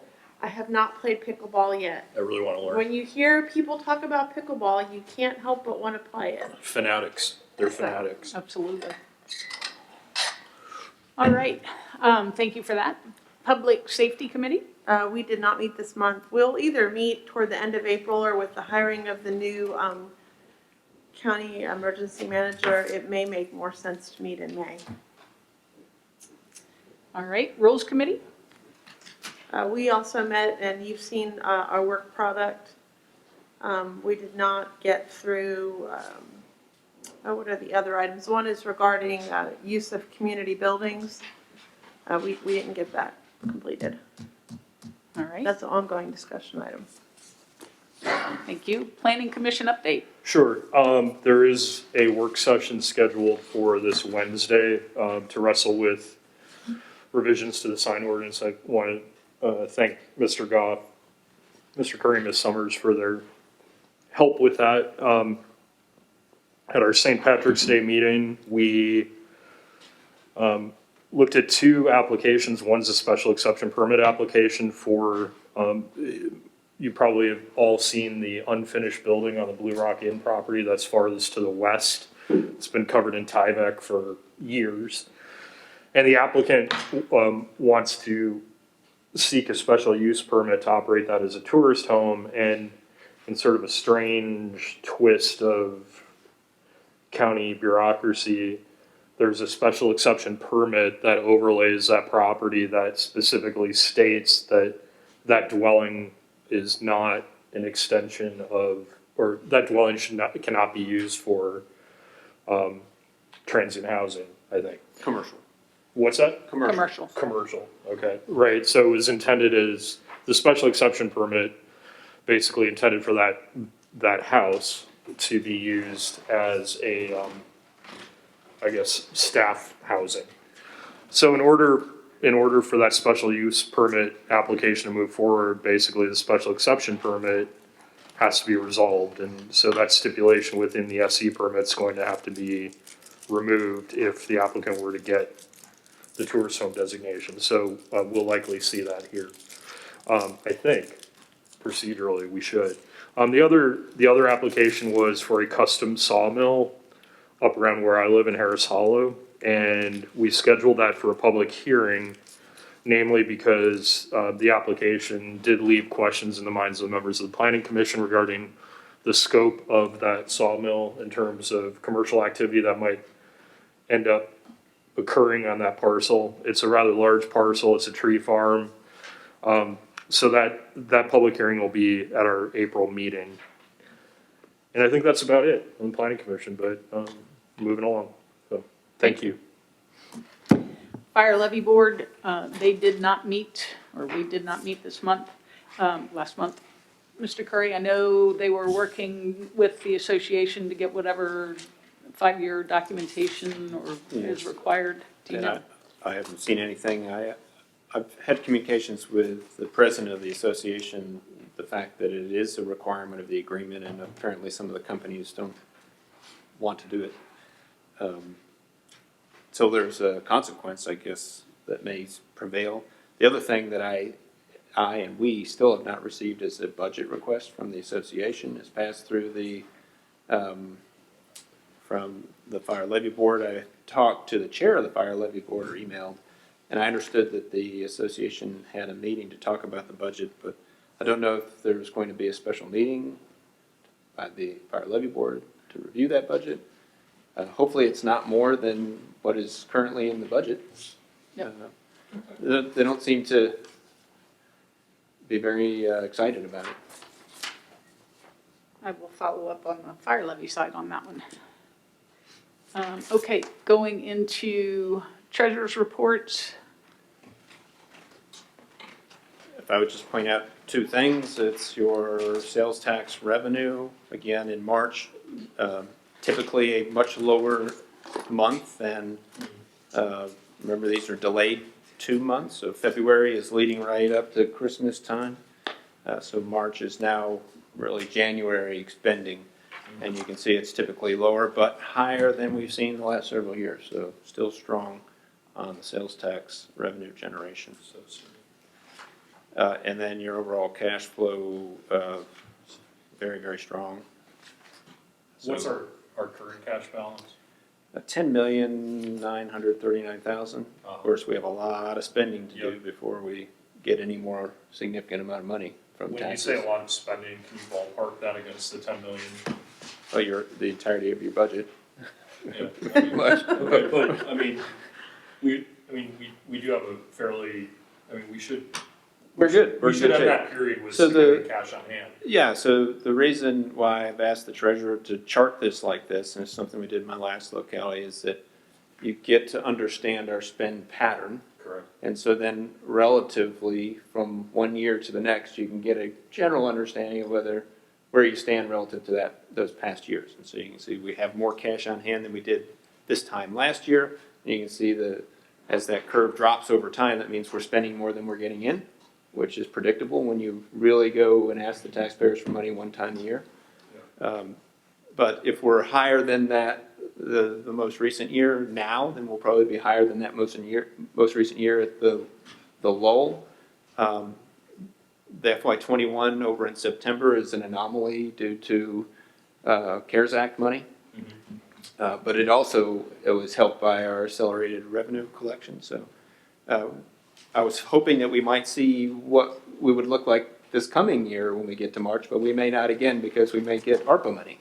So it may be obscured again. But the long and short of it is we're in good condition. You have cash that you can invest in capital purposes. And what's the latest on this next potential infusion of CARES Act money? I don't have any more detail on that. Okay. Other than it's a lot of money coming over a period of time. Okay. On the actual revenue, we're at 88.05%, I guess. Is that normal?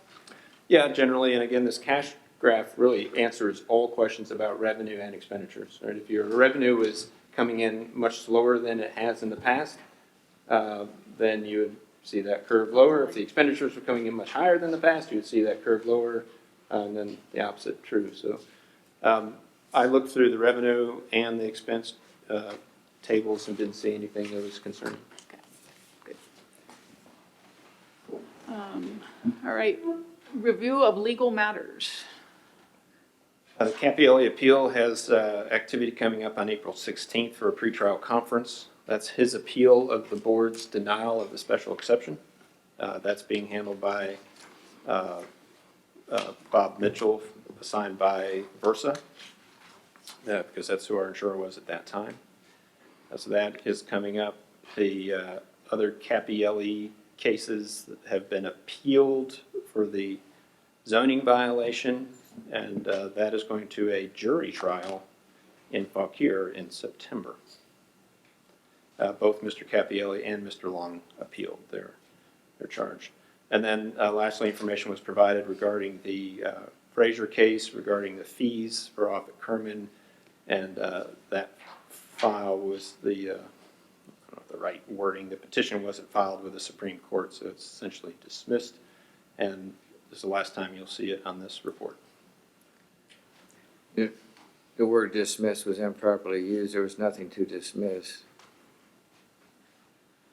As you pointed out, there was nothing that had been filed, and I just wish members of this board understood the law a little bit better,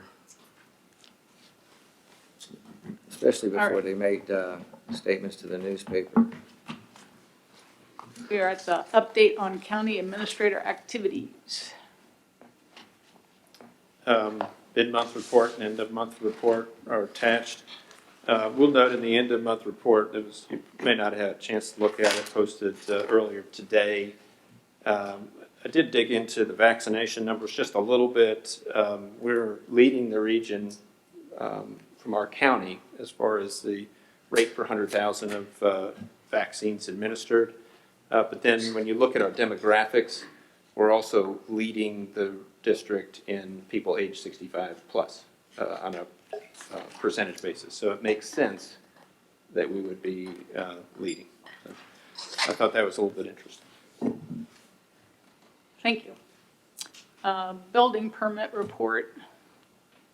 It's another big month for estimated investment, $2.8 million. So all of that, of course, this is an estimate from the contractor that's on the permit, but those improvements eventually, some portion, make their way into your assessed value and into your taxes, which is why we have seen some growth over time. It was interesting to see that new home construction is up. Yep. They can't get materials. The prices Well, are. and there's just everything that hits the market gets snatched up as soon as it hits. I think people are building more and more. Empty lots. Yep. Yep. Zoning. Really just a report of activity that's happened recently. Yep. And then VDOT, I think we've heard. He touched on most of what's in his report earlier today. Okay. All right, on to matters presented by the board.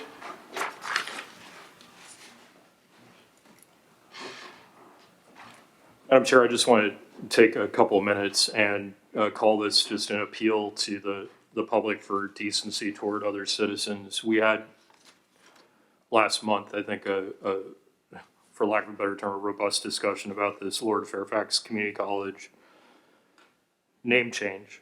And within that discussion, there were public comments directed at our appointee to the Lord Fairfax Community College Board, Mr. Wenger, who is my constituent, and Joyce Wenger is also my constituent.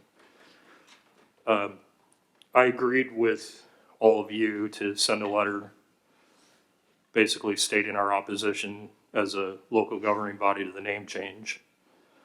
And I hoped at that time that that would be enough, but clearly it wasn't.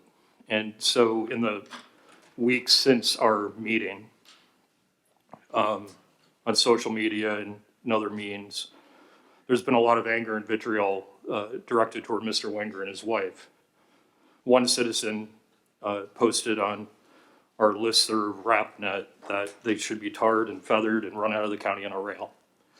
And all I would ask is, if citizens continue to feel frustration about that name change, and they want to direct that frustration somewhere, directed at me, not at Mr. Wenger and his wife. They're great volunteers. Mr. Wenger is a graduate of the United States Air Force Academy. He was a fighter pilot and a fighter pilot instructor. And if we're talking about someone who can speak firsthand toward the importance of technical education like that institution is carrying out, I think Mr. Wenger is well qualified, and 5 of us here agreed to appoint him to a term. And so all I would ask is, in the spirit of Rappahannock County, please stop and treat Mr. and Mrs. Wenger with the respect they deserve as citizens. And if there's ongoing frustration about the college and the name change, direct it at me. I represent them, and I'm going to stand behind them. And that's all I want to say. Thank you.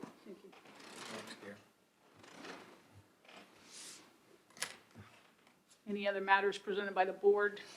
I just wanted to mention that we had a couple of folks visit us last month in the evening session and ask that we take up a resolution for, I guess I should say, in recognition of the practices that are going on in China toward practitioners of Falun Gong and organ harvesting in that country. And I'd heard from board members that they weren't interested in pursuing that resolution. And so I did not put it together. If I hear from a consensus of the board that there is an interest to do that work, I'm happy to put that resolution together. But I've heard from the majority of the board that they don't consider this to be a local matter. and so I don't intend to draft it. If there should be a change of heart, I understand Madison County's just adopted it. I'm happy to draft it and work it through the Rules Committee and bring it back to the board. Thank you. All right, we are now going into the closed meeting. I guess we need a motion to conduct.